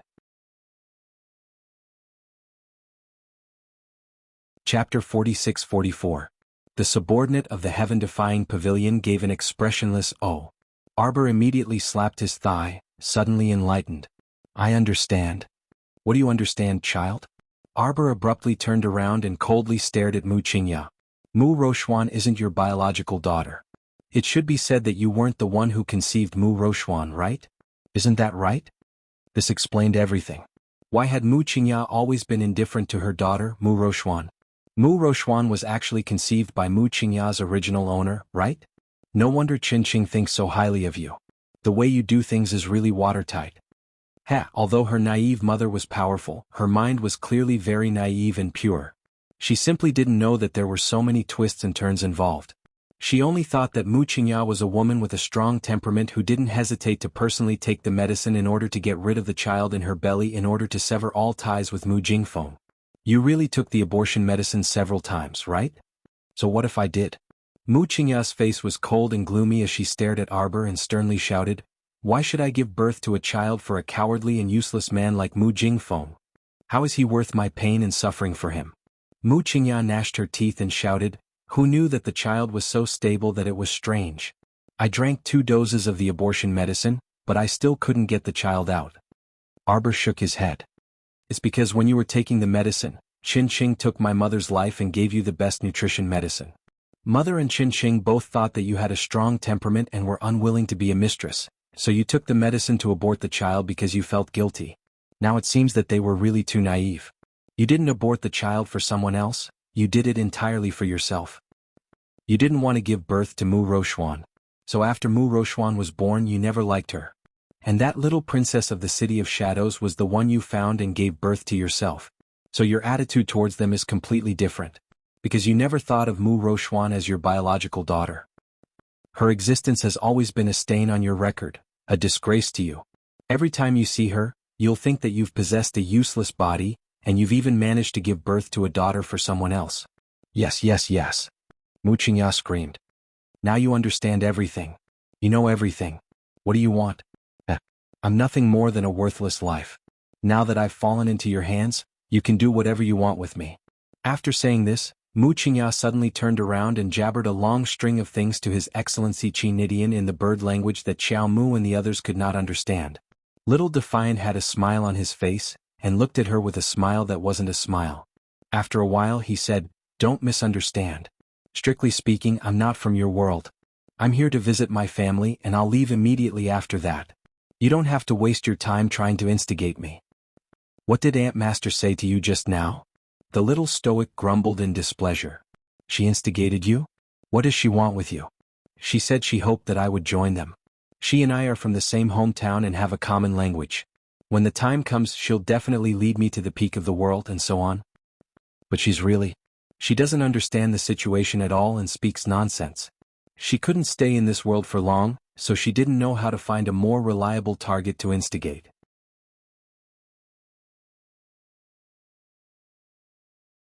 Chapter 46-45.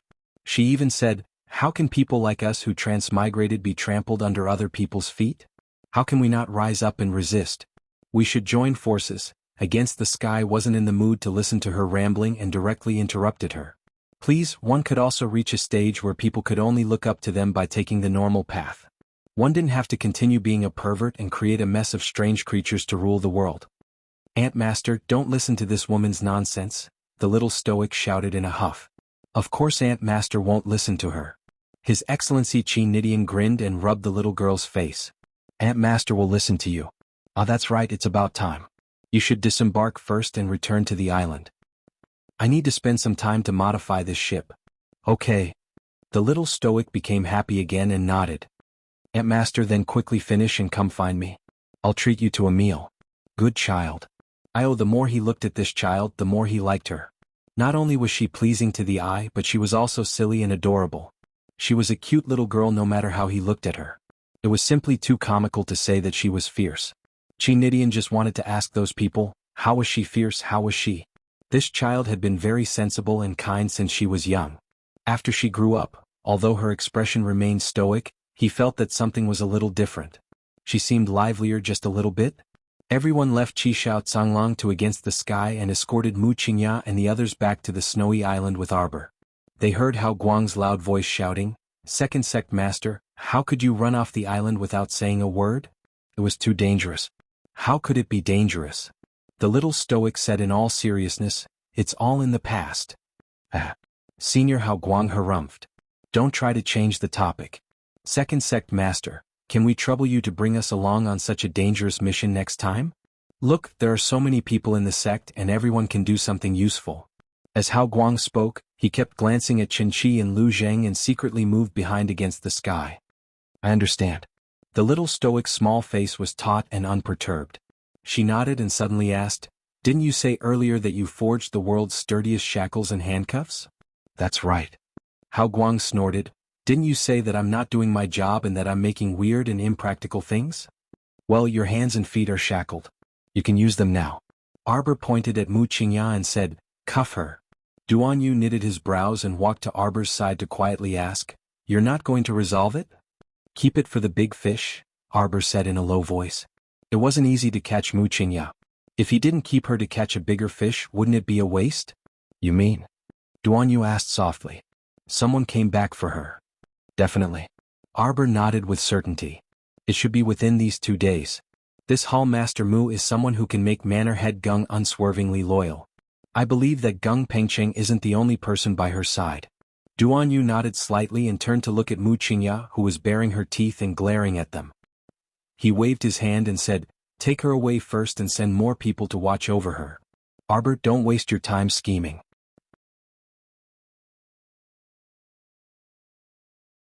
Chapter 46-46. You're still thinking of catching a big fish from me? Don't lose more than you gain. Mu Qingya yelled coldly. With you as the bait, don't worry. I won't fail. Arbor curled his lips at her, revealing a mocking sneer. That really doesn't look like a smile. Mu Qingya thought. It was as if a knife was carving an arc at the corner of his mouth. It was so cold that one couldn't help but feel uneasy. After all, although you're heartless, there's no lack of infatuated people around you. Shut up. Mu Qingya didn't want to listen to the little crown princess's nonsense anymore. The more she listened, the angrier she got. Although the little crown princess usually didn't talk much, when she used words to poke people, they were all soft knives that made one's whole body hurt. What do you think you have to be proud of? Mu Qingya scolded angrily. It's just because the 10,000-year-old mermaid pearl is in your body and has subtly changed your constitution. If that's not the case, why don't you try it? Isn't it because you have a powerful family behind you? The Forgotten River Dragon Clan has thousands of years of heritage. Long Chuyun secretly passed the Dragon Clan's treasure to you. Crackle. A vine whip whipped Mu Qingya's body, killing all the words she hadn't finished speaking.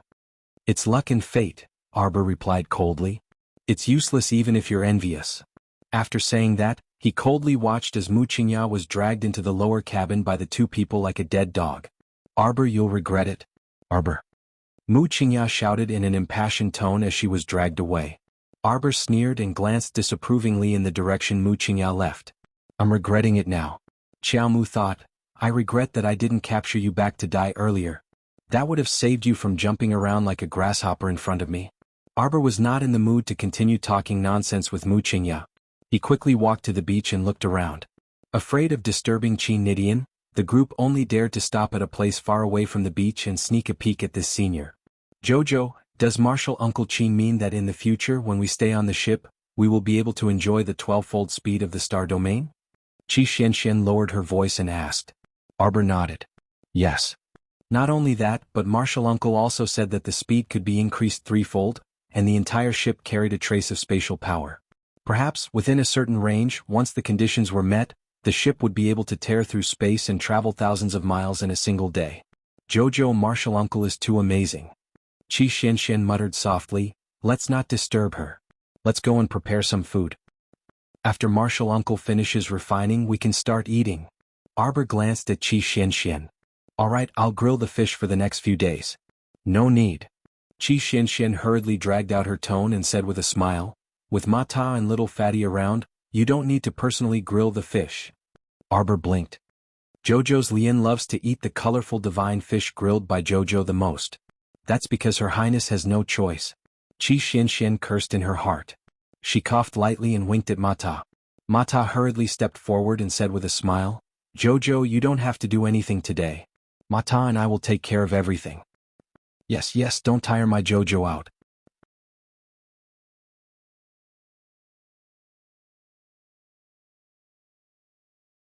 Chapter 46-47. I want to roast it for Aunt Master. Sir Jojo suddenly said. Qi Xianxian was taken aback and then she coughed lightly. Jojo, it wasn't easy for Aunt Master to come from afar. If there's a chance next time, I'll let you do your best. You'd better not poison Aunt Master. Not everyone could be like His Highness, who could accept everything without batting an eyelid. He would eat everything that was roasted, burnt, or roasted to an unrecognizable state. His Highness wasn't an ordinary person.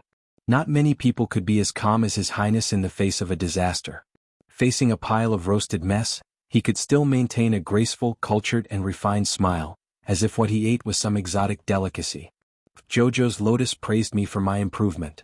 Everyone, could it be that I didn't improve? Arbor turned to look at Feng Changqing and his brother. The 2 brothers immediately switched sides and nodded without any integrity. Of course you improved. Your Holiness, please roast it. We'll prepare more ingredients for you. The venerable Peach Blossom Immortal inexplicably wanted to laugh.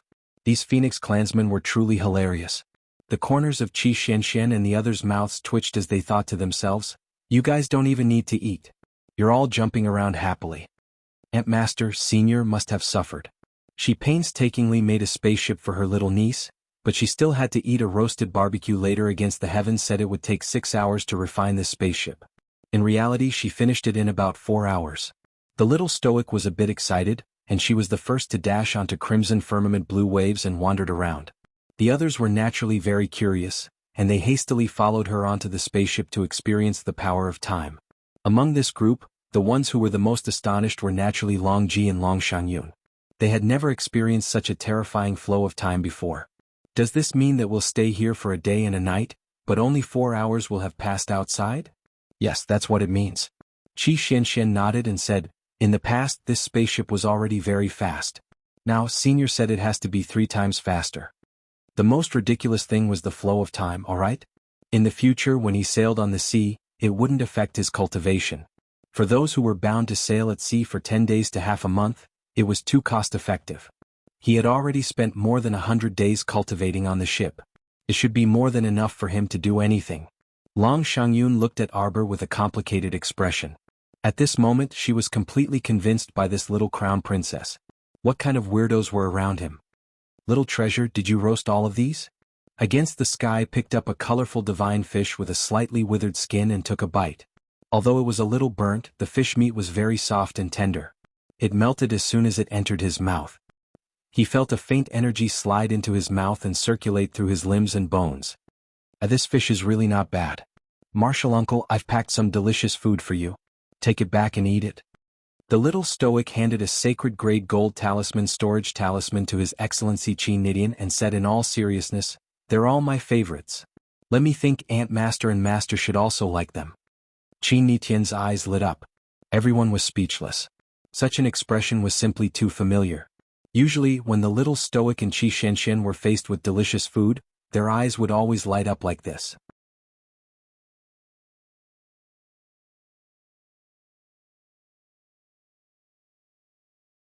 Chapter 46-48.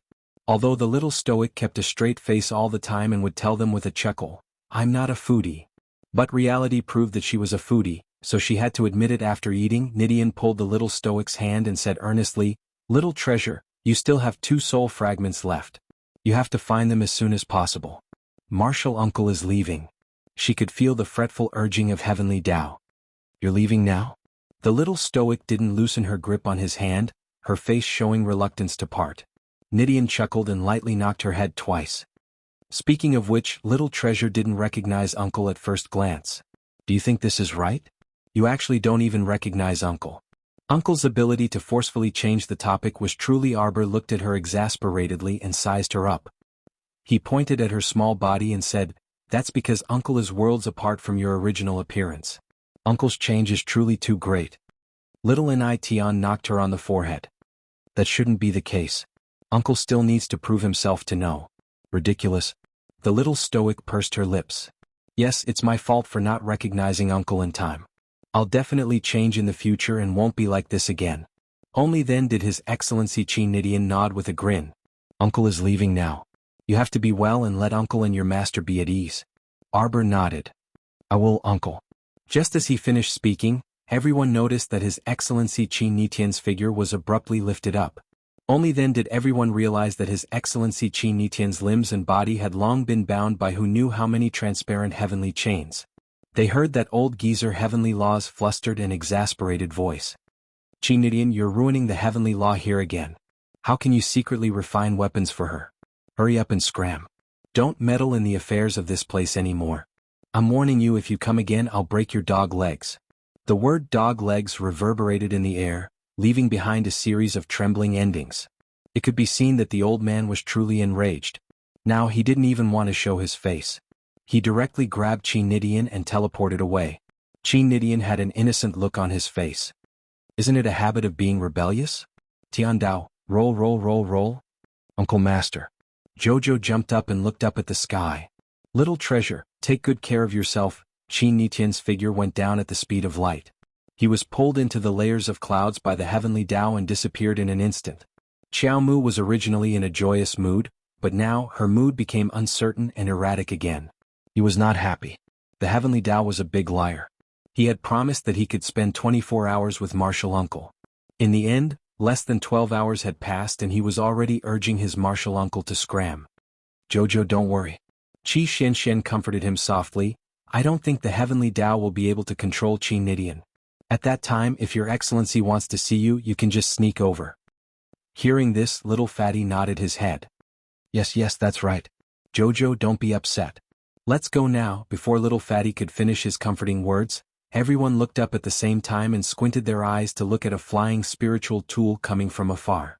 This flying spiritual tool was obviously not cheap. On the outside of the cabin, there was a clan emblem.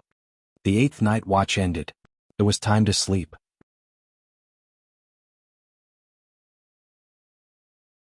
Chapter 46-49. The distance was rather far, so no one paid attention to it. When they got closer, they realized that there was a dragon and phoenix insignia on the outside of the air transportation spirit tool. It was inlaid with gold and jade, and there seemed to be the word duo in the middle. Long Shangyun's expression changed when she saw the insignia. Oh no, the people from the Forgotten Creek Duo clan are here. If the Forgotten Creek Duo clan received news that their young master had been captured by Arbor, they would not let the matter rest. On the contrary, Xiao Mu's expression didn't change much, and she merely swept that person an indifferent glance. Haha, they drove such a large air transportation spiritual artifact here. What? Are the people from the Forgotten Creek Duo clan here to seek revenge? Qi Xinshen pouted unhappily. Revenge or death, I don't know. Mata shrugged and stretched his neck. But I ate a lot just now, so it's not a bad activity to fight a few rounds to digest.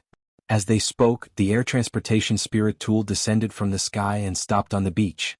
As soon as the spirit artifact cabin opened, everyone looked at each other in dismay. 3 young men took the lead and ran out of the cabin. They hurriedly found a beach and threw up. Then an old man with thin eyes and a green face came down from the cabin. He glanced at the young men with an unpleasant expression. Why is he here? Long Shangyun's expression changed again. Long Huan also frowned slightly and whispered to everyone, this is the most difficult elder to deal with in the Forgotten Creek Duo clan, Wang Xin.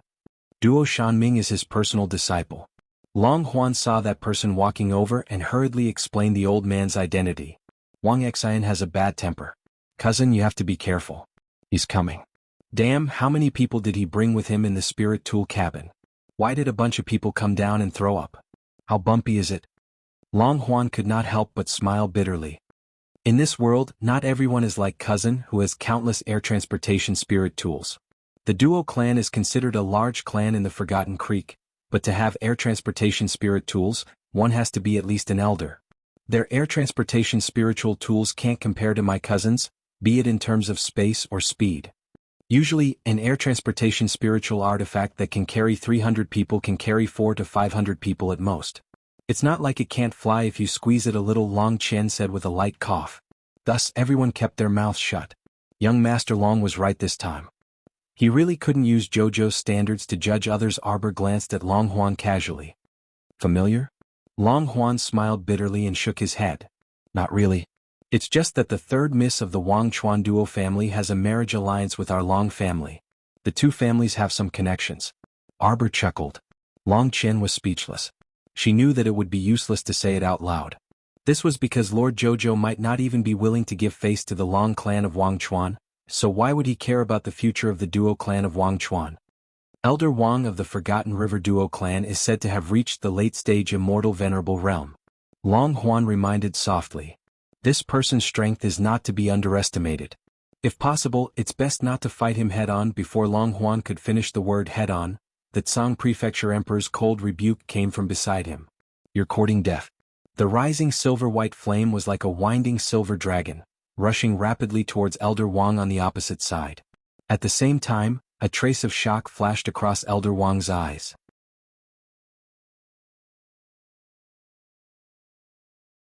Chapter 46-50. Cough. He actually coughed out a trace of blood in front of everyone, and he stumbled back 2 steps. Before the little stoic could react to what happened, she saw Duan Yu attacking the old man. His attack was very ruthless. When the silver-white flame rushed in front of the old man, it suddenly exploded. Specks of Saint power swept out like a tide and instantly surrounded the old man. Elder Wang stumbled back 2 steps, but he still couldn't steady himself. His head buzzed and his entire body shuddered several times. In the blink of an eye, Wang Xen saw a slender figure leap in front of him. A soundless silvery white flame leaped from the man's slender fingertips, and he flung it at him without a word. Elder Wang naturally wouldn't foolishly stand there and wait for death. In his haste, he didn't have time to dodge. His brain made the quickest judgment and mobilized all the sacred energy in his body to form a partial defensive divine armor. Wang Xen wanted to block that flame attack in front of him. However, he couldn't block it at all. The old man watched helplessly as that leaping silvery white flame burned a hole in the partial divine armor. The flame without any heat took advantage of the situation to burn his face. This unforeseen event happened very quickly. Duan Yu's method was ruthless and vicious, burning that old man's face. In a flash, everyone discovered in horror that the old man's entire head was enveloped by the silvery white flame. It felt like he was wearing a silvery white helmet. The flame burned neither too quickly nor too slowly as it enveloped the old man's head, slowly combusting without any wind. Those youths who vomited from the jolt all retreated with ghastly pale faces. They only dared to hide far away behind the spirit artifact cabins and shouted at the old man, "Elder Wang, Elder Wang." They didn't dare to do anything else. They stared at Duan Yu as if he was a moving devil, not daring to move an inch. What kind of joke was this? Even Elder Wang, who was at the Transcendent God realm, was subdued by that young man in a single exchange. Even if they were given 18 times more guts, they still wouldn't dare to go up and throw away their lives. "Jojo, are you all right?" At this time Yuan Shichen, Feng Changqing, and the others had already rushed to Arbor's side. Their expressions were not very good as they carefully sized her up. Xiao Mu was muddle-headed, and her pitch-black eyes were still a bit perplexed. She glanced at Shichen and the others before looking at Qi Shenshen, the little fatty, and the others who were also full of question marks. "What could happen to me? Does your head hurt? Do you feel unwell? Are you dizzy or not? Can you still stand?"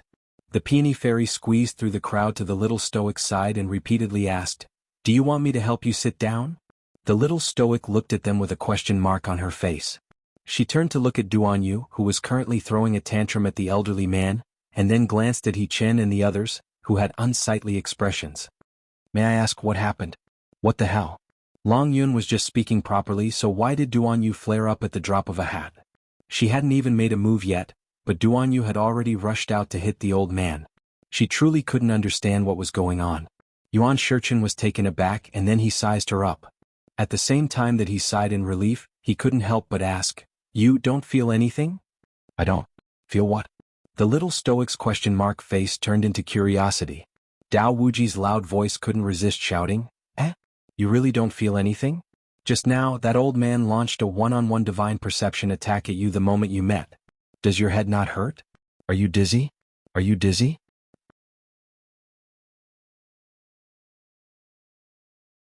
Chapter 4651. No pain, no dizziness, no discomfort. I'm completely fine. The little stoic swept a speechless glance over the nervous crowd and spread her small hands at Ma Shichen.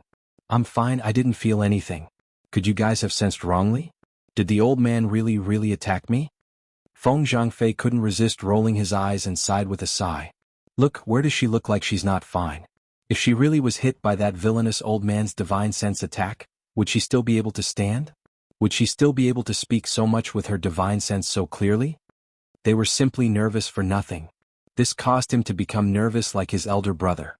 Feng Zhangqing heaved a sigh of relief and then curiously sized up Arbor. Jojo, that elder from the Wangchuan Duo clan, is at the late-stage venerated immortal realm. His divine sense is at least at the peak of level 8 divine sense. Do you have some kind of magic treasure on you that can defend against divine sense attacks? Arbor reflexively scratched her head. The golden talisman jade tome counts, right? Just now, she seemed to have seen some light flash past her conscious and then directly dissipate after being shaken by the golden talisman jade tome's golden light.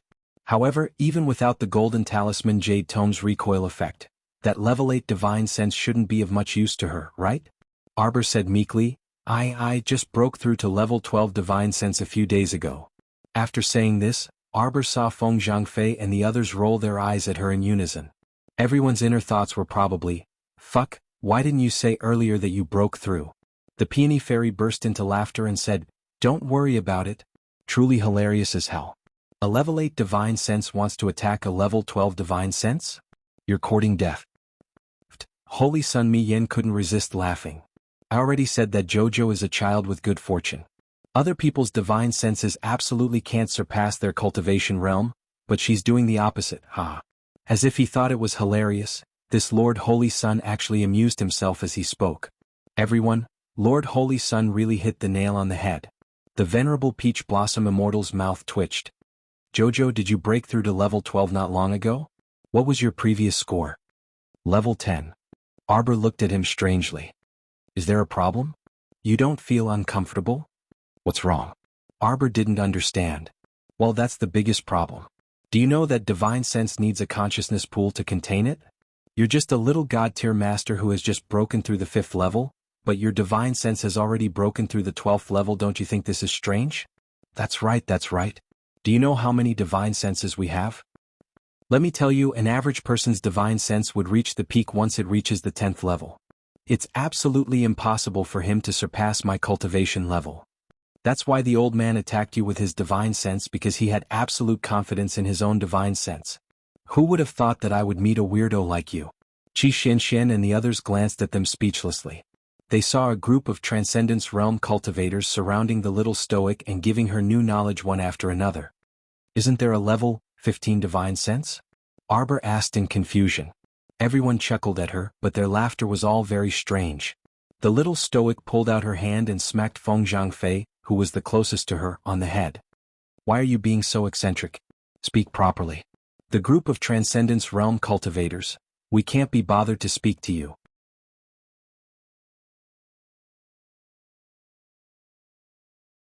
Chapter 4652. What's with your expressions? The little stoic looked around and harumphed. The peony fairy giggled and walked up to hold the little stoic's arm. Jojo, they're right. Normally, level 10 divine senses are considered the peak. Divine senses can reach a radius of 500 kilometers. It's not a boast to say that you can kill a person from 500 kilometers away. The peony fairy suddenly looked at the little stoic. What about Jojo? Where can your divine senses reach? 1,500 kilometers? Vast and boundless. Sir Jojo thought for a moment and spread out his hands. It doesn't feel boundless.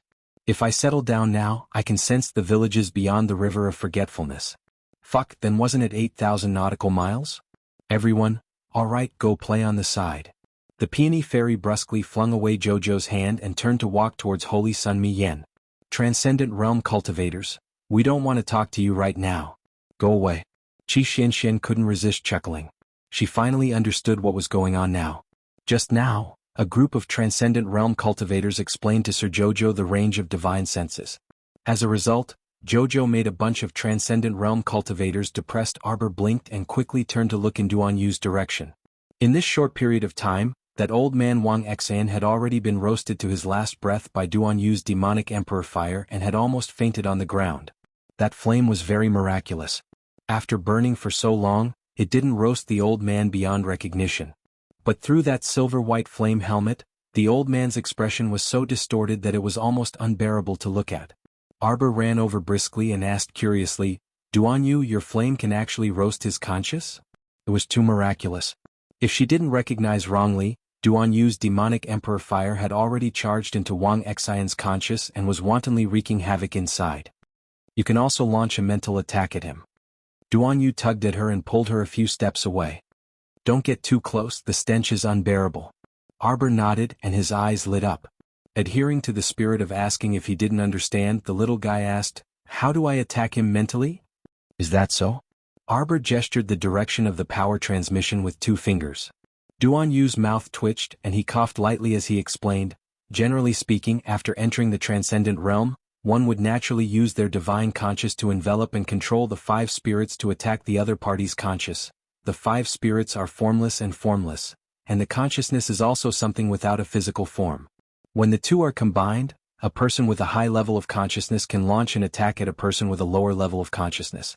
If the other party is unprepared, his consciousness can be torn apart on the spot. That was why he was so angry just now. The old man harbored extreme malice toward Jojo.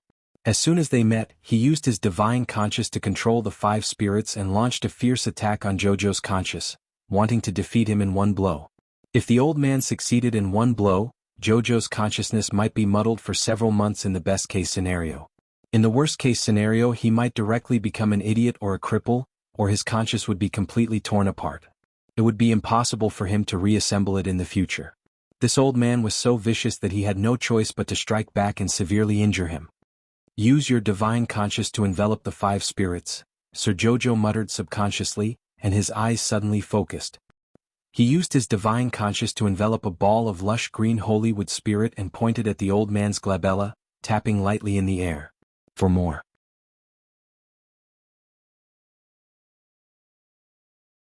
Chapter 46-53.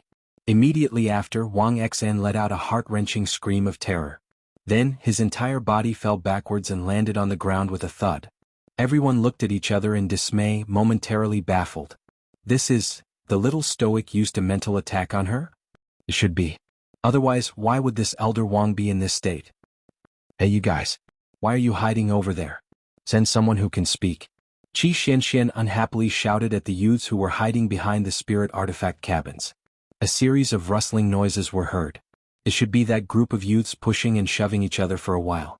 Finally, after a while, a young man who looked to be around 27 or 28 years old finally walked out from behind the spirit tool cabins while trembling with fear. He immediately saw Elder Wang, who was rolling on the ground and frothing at the mouth. It felt like his heart was struck by something, and he immediately panicked as if he had lost his backbone. We aren't. This fellow stuttered, his eyes continuously glancing at Elder Wang, who was rolling on the ground. When he noticed the icy expressions of the little stoic and the others, his heart thumped harder, and he couldn't even speak coherently. Mata interrupted him impatiently. Is there anyone who can speak in a complete sentence? A few heads poked out from behind the spirit tool cabins and shoved each other. Finally, a short-haired young girl was pushed out. That young girl looked rather quick-witted. Although she was trembling all over like that youth, she could at least speak clearly. Who are you people? Why did you severely injure me, an elder of our Wangchuan duo clan? Her trembling gaze swept over everyone's faces. Suddenly, her eyes lit up as if she had seen a brother she hadn't seen in 800 years. She hastily waved in Long Shangyun's direction. Sister Shangyun. Brother Long Yun, it's you people. Long Huan sighed and glanced at Long Shangyun, who remained silent. The other party had already greeted them so fervently. Since his younger sister wasn't willing to speak, then he could only step forward. Miss Duo, how are you? Long Huan replied stiffly. They were quite familiar with this Miss Duo. Usually, during the holidays when relatives visited each other, they would often have a meal together. Miss Duo had already opened her mouth to greet them, so it would be impolite to pretend that they didn't see her. Miss Duo was an easygoing person. When she saw Long Huan talking to her, she quickly ran over to him. Brother Long Huan, what happened just now? Why are you with these people? Miss Duo timidly glanced at Arbor and the others. She nodded at Long Huan fawningly and smiled reservedly. Brother Long Huan, I'm sorry. Can you explain it to us? Long Huan sighed. He was truly unwilling to meddle in the various disputes between the duo clan of Wang Chuan and the Little Stoic. Judging from the current situation, the Forgotten River duo clan seemed to be rushing down the path of death. The wise move was to stay away from these people who were courting death, but now, the young miss of the Wang Chuan duo clan clung to him as if he was her savior. He couldn't bring himself to shake her off coldly. On the side, Long Shangyun swept Miss Duo a glance. How could you not know what happened?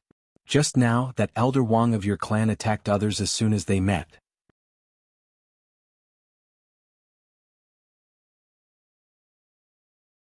Chapter 46-54. Now that you've suffered a loss and can't get out of the situation, you want to drag my brother down with you. Miss Duo, who do you think my brother is? My brother isn't a sucker who can be ordered around by you. You can forget about it. After Long Shangyun reprimanded her brother, she pulled him back a step, planning to stay far away from Miss Duo. Their relationship with the Wangchuan duo clan was just SOSO, so there was no need for them to stand up for this matter. Why did they have to offend that vengeful little stoic? It wasn't like they had nothing better to do. Long Huan couldn't help but chuckle bitterly. His younger sister seemed to be a lot more sensible now. The fundamental reason was that they were scared of being tricked by the little stoic. The siblings had already figured out a routine by now. The best way to get along with the little stoic was to mind their own business. If you didn't offend her, she wouldn't bother to waste words with you for 8 to 10 years. If you bullied her, she would pay you back tenfold. She would drag you to her grandma's house and make you bleed. That was how it was. In summary, everything could be discussed if you didn't provoke her. If you provoked her, it was like poking a hornet's nest. She would immediately teach you a lesson. Sister Shang Yun. Miss Duo called out aggrievedly and looked expectantly at Long Huan.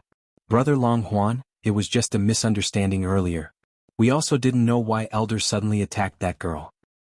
Now, since Elder has also been taught a lesson, then let's drop this matter for the time being, alright? Long Huan reflexively turned his head and glanced at the little stoic. He then coughed lightly and said, "Apologies. If you want to apologize, you better find the right person. I can't decide on this matter. The person you've offended now is the crown princess of the divine province, Fierce Star Little Demon.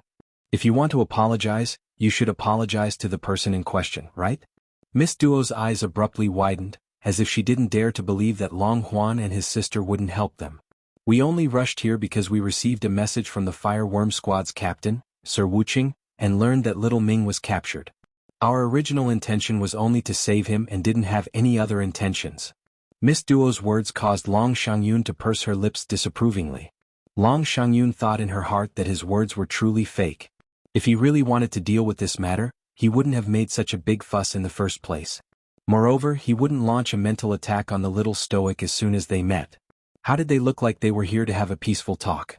They wanted to capture a core member first and then exchange him for Duo Shanming, right? At this time the old man had slowly calmed down, but he had completely fainted.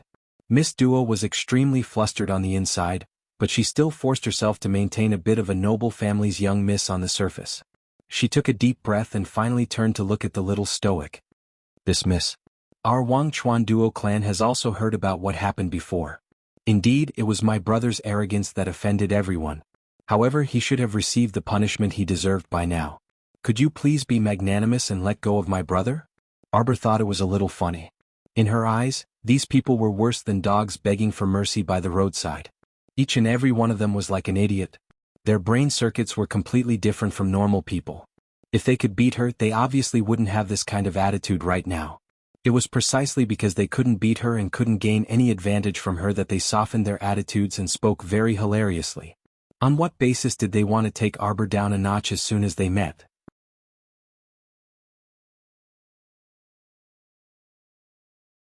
Chapter 46-55. Why would they immediately put on a pitiful expression and beg for forgiveness when they couldn't beat Arbor? It was as if the moment the other party said, "Please forgive me," she would immediately be magnanimous and forgive them. Was there something wrong with their brains? Was this the attitude they should have when negotiating? It was obvious that they didn't think much of her from the start. It was only now that they realized that the enemy's strength seemed to be far beyond their imagination, so they had no choice but to soften their attitude. Even so, their begging attitude still carried a sense of superiority, as if they had no choice but to beg her and felt wronged. "If you don't agree to let them go after we beg you and don't agree to reconcile with us, then you're going too far. A bunch of idiots with damaged heads.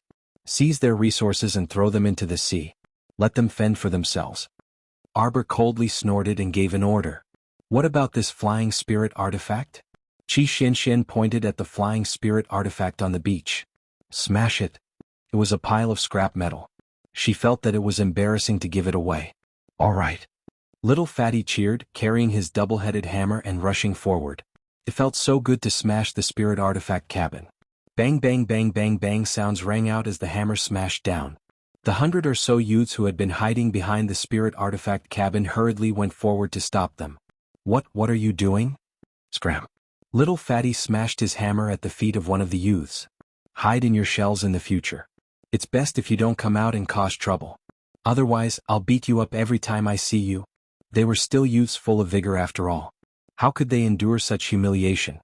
The group of youths from the Forget River Duo clan immediately clamored and took out weapons from their consciousness. They angrily said, We're not afraid of you. You dare to attack us. My grandfather won't let you off." The little fatty chuckled and smashed his hammer on the back of the clamoring young man, causing him to fall onto the spirit artifact cabin and let out a shrill cry. "You guys are so funny." Jiang Shaoxing shook his head speechlessly and walked to the little fatty's side. "You can't win, so you called Dad and Grandpa here?" He silently took out a divine artifact from his conscious and said with an indifferent expression, Do you want to take the initiative to hand over your resources? Or should we beat you half to death before searching your inner worlds? Mata chuckled and shook her head with her arms crossed. You guys are really a bunch of kids who haven't weaned yet. Why don't you send a message home first? If you call me grandpa, call me grandpa. If you call me daddy, call me daddy. If you call me mom, call me grandma, call you aunt or auntie, anything will do. Just come. Mata laughed maniacally. Let's see. How many ants does your Wangchuan duo clan have that you can gather? The corner of Qi Xuanxuan's mouth twitched and she teased, don't forget to call your master along. Everyone was speechless. The group of youths from the Wangchuan duo clan were probably about to explode from the incitement of their little companions from the Seekong planet battle team. The 27 or 28-year-old youth who was the first to be pushed out to negotiate stammered with trembling lips, You don't go too far. Who's bullying you? Mata smiled at him. Aren't we giving you a chance to go home and call your grandpa and grandma?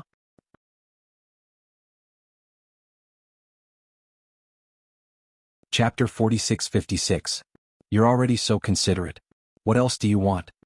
The Seekong Star Battle Team members all pulled out their divine weapons in tacit agreement and beamed at the Wangchuan duo clan youths who were cowering like quails. Attack! Our dear Qi Xianxian commanded. Ma Shurchin and the others couldn't resist twitching their mouths. The 7 hilarious fellows from the Seekong Star Battle Team rushed up and gave those unlucky fellows from the Wangchuan duo clan a violent beating. Xiao Mu hastily summoned a washboard that was that long and that wide from her conscious Duan Yu's eyelids twitched uncontrollably. They watched as the little stoic swung her washboard and charged toward the Seekong Star squad with her head covered. She even shouted righteously, shocking everyone. The Seekong Star Battle Team will definitely win. The Seekong Star Battle Team members reflexively followed up with Jojo's words. Jojo will definitely win. You're not fighting alone. Everyone, did they freaking want to laugh themselves to death by answering this slogan? The peony fairy guffawed. Damn, are Jojo and the others trying to make me laugh myself to death? Stop joking around. Look at these frivolous little faces. Definitely win my ass. Wasn't it just finding an excuse to beat up the duo clan? Long Shangyun watched speechlessly for a long while. Brother, how about we go back and rest first? That's fine too. This scene made people panic. In less than 15 minutes, the duo clan members all threw down their weapons and surrendered. They originally wanted to scurry away like rats but were beaten to the ground. It wasn't that there was a huge difference in strength. Most importantly, every member of the Seekong Star Battle Team had a divine weapon above level 10. The washboard in Jojo's hand was also a divine weapon. Long Shangyun really had to hand it to the people around her. Arbor's temper wasn't particularly good to begin with. Not to mention the stoic face, but he was also two-faced and liked to trick people. He was best at tricking his enemies to death. Now that she was surrounded by artificers, what kind of toys did they make to tease her? The members of the duo clan really made one's heart ache. Looking at them reminded him of the countless times he and his sister had suffered at the hands of Arbor. Blue was extremely thin. Forget it, what the eye doesn't see, the heart doesn't grieve over. Chow Chow, your washboard seems to be even more powerful than before? Mata looked back at Xiao Mu in the midst of his busy work. I asked Miguang to improve it previously and it's not bad. Now the washboard was already a divine artifact. Previously, when the ape offered it as an offering, it was only a spirit artifact. Speaking of which, he didn't know which cultivator this washboard belonged to. De Yuan really took in all sorts of things. In the Xuanji mystic realm he was really a scavenger. After the time it takes for an incense stick to burn. The Seekong Star Battle Team plundered everything from the inner worlds of those unlucky fellows, sealed everyone's spiritual senses, and drove them all out of the snowy island. Sir Jojo's mood only improved when he saw them drifting further and further away on the sea, each holding a piece of wreckage of a flying spirit artifact. As long as they dared to cause trouble, Sir Jojo dared to scam them until they lost everything. Build a sign in front of the snowy island. Arbor snorted and said, in the future this island will belong to Jojo. Anyone who passes by and doesn't look pleasing to the eye will have to pay. Everyone couldn't help but burst into laughter. Uncle Master was right. In the future she would be the owner of this island. The 8th night watch ended.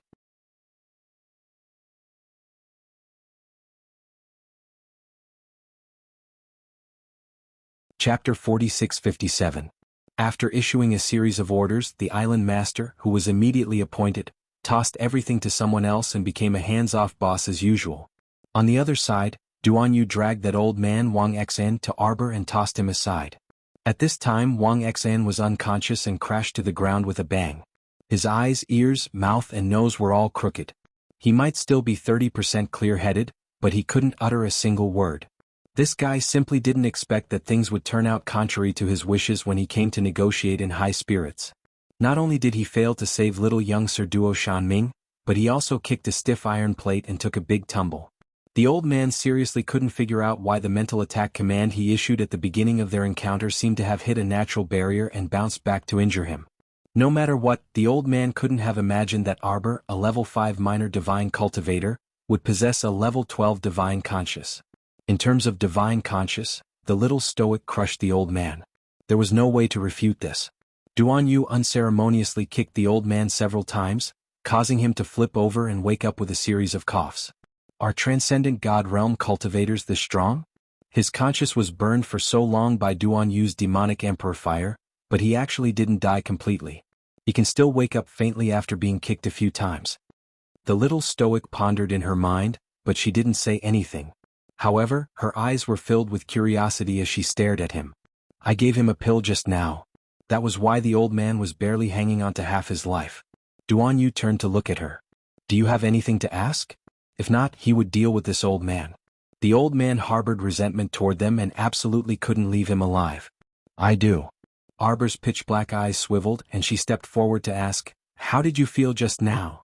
The old man looked up and glared at her with resentment. It was only then that Arbor clearly saw that the old man's face had already been burned by the demonic emperor fire to the point that his original appearance couldn't be seen. His face was fine earlier. Why did it suddenly become like it was roasted? Arbor looked at the old man in confusion. Duan Yu gave him a heavy kick and coldly said, answer the question. His handsome eyes stared coldly at the old man, as if he was looking at a dead man. Answer me honestly and I'll send you on your way. Otherwise, I will scatter your soul and extract the power of the 5 spirits. The man's cold and emotionless voice made the old man shudder uncontrollably. Spare me. The old man didn't want to be so cowardly. As he begged for mercy, he felt his face burning. But in the current situation, the situation was stronger than the person. He had lived for so long and had already broken through to his current realm, so he really didn't want to die in such a cowardly manner. At this time, Old Man Wang was sincerely regretting it. If he had known that he would encounter such a fierce person on this trip, he would not have promised the Duo family that he would do his best to bring their young master back. He regretted it, really regretted it. Now, not only did he fail to save her, he even lost his life. Old man? I asked you a question. Answer. Arbor glanced at him curiously. This old man's twisted expression was quite rich, so his mental state should be filled with complicated emotions right now. You know. Duan Yu coldly glanced at Wang Xan.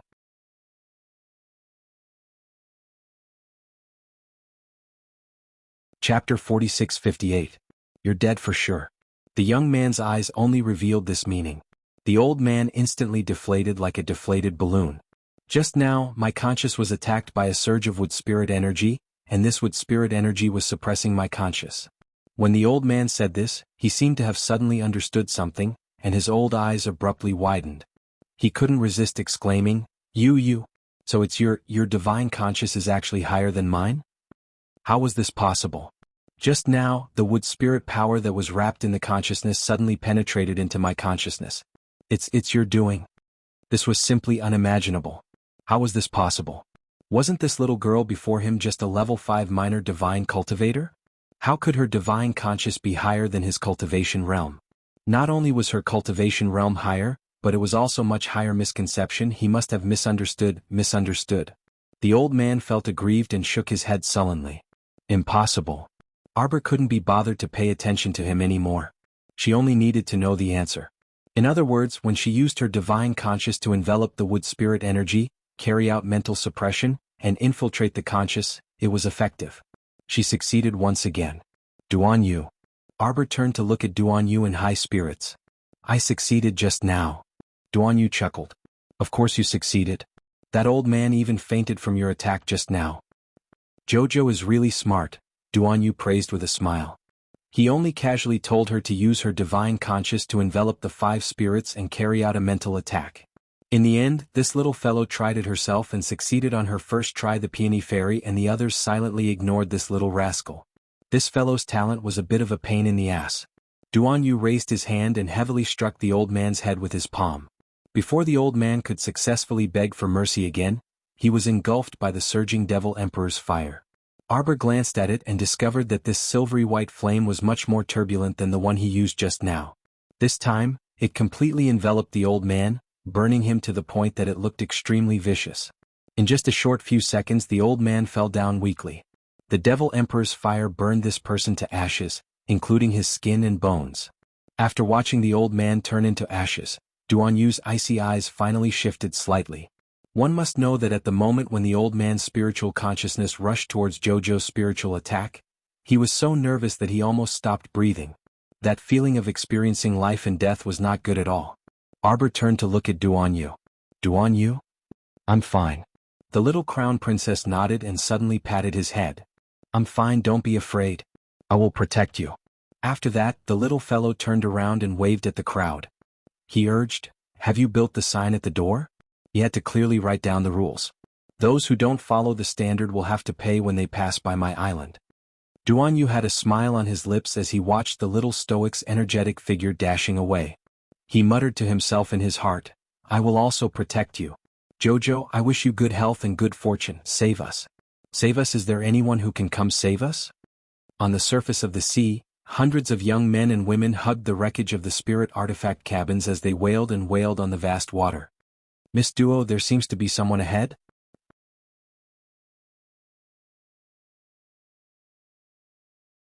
Chapter 4659.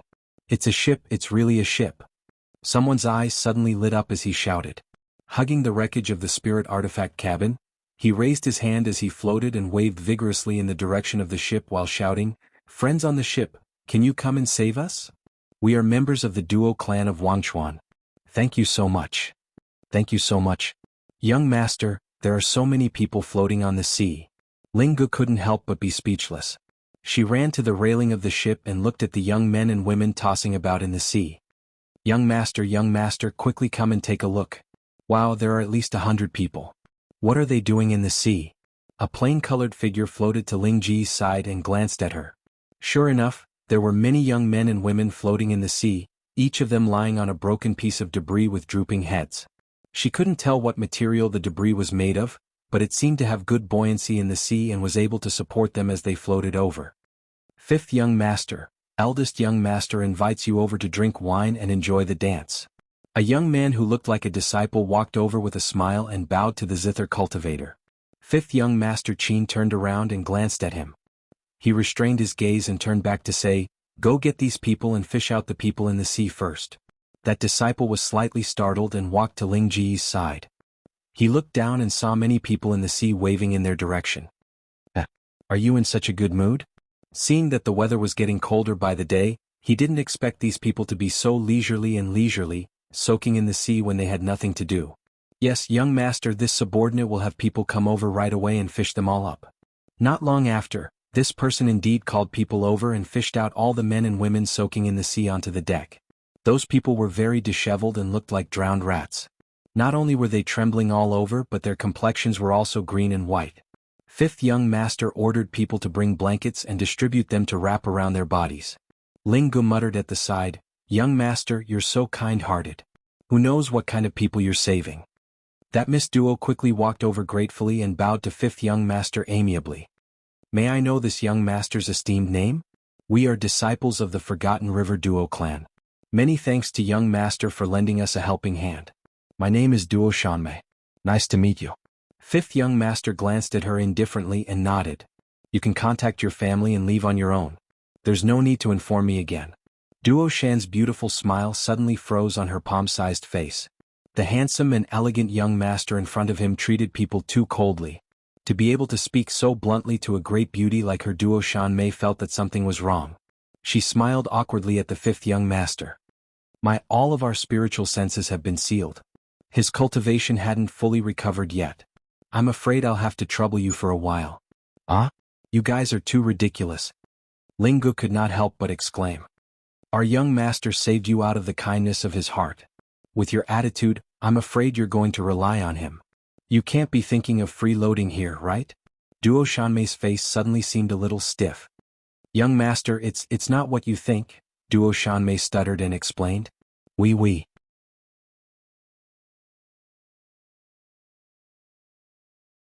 Chapter 4660. Alright, you don't have to explain. Ling Gu interrupted Duo Shanmei with a look of disdain. An explanation is a cover-up. Looking at your guilty expressions, I know that you have no money in your pockets and can't afford food and lodging at all. Duo Shanmei bit her thin lips and looked pitifully in the direction of the fifth young master.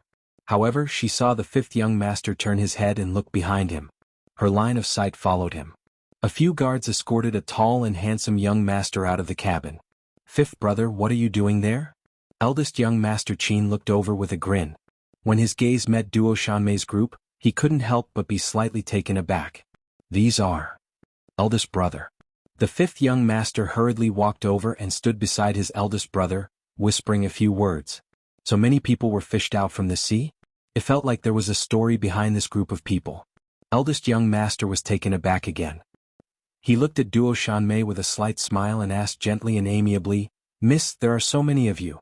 How did you all fall into the water together? Duo Shanmei instantly felt that this young master in front of her seemed to be even more beautiful than the fifth young master with a cold personality and an indifferent expression. It was mainly because this smiling eldest young master in front of her had a pair of starry eyes that were too dazzling. When he gazed at her with a smile and a focused expression, Duo Shanmei always felt that his eyes would drag her into an unknown place. This immortal-like young master was simply too good-looking. Which family's young master was he? Seeing that Duo Shanmei didn't answer, the young man from the Duo clan hurriedly interjected, Young masters, I'm truly sorry.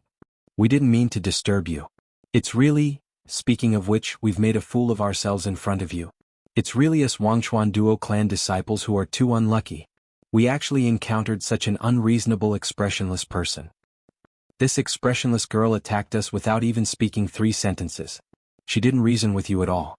Right. She even sent people to throw us into the sea and seal our spirit senses and cultivation. The fifth young master and eldest young master exchanged glances.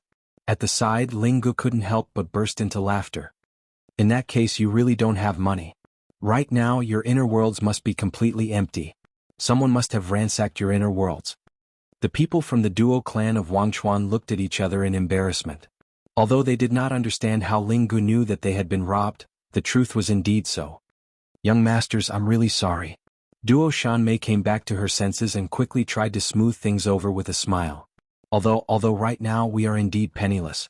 Duo Shanmei bit her lips and said with grievance, but as long as we can contact our families, we will definitely pay for all the food and lodging expenses for these days. Please take us in for a few days. Duo Shanmei thought she would show her most beautiful smile, but unexpectedly, as soon as she finished speaking, the originally smiling eldest young Sir Qin turned his head mercilessly and shouted at the servants, Come, throw them all out. Everyone was speechless. Eldest young master, you are really too willful. It was not easy for the servants to fish them out, but now they were going to throw them back down again with just a few words. Duo Shanmei and the others instantly panicked and cried out helplessly, "Wi! Throw them down. Don't talk nonsense." Eldest young Sir waved his hand and shouted in annoyance.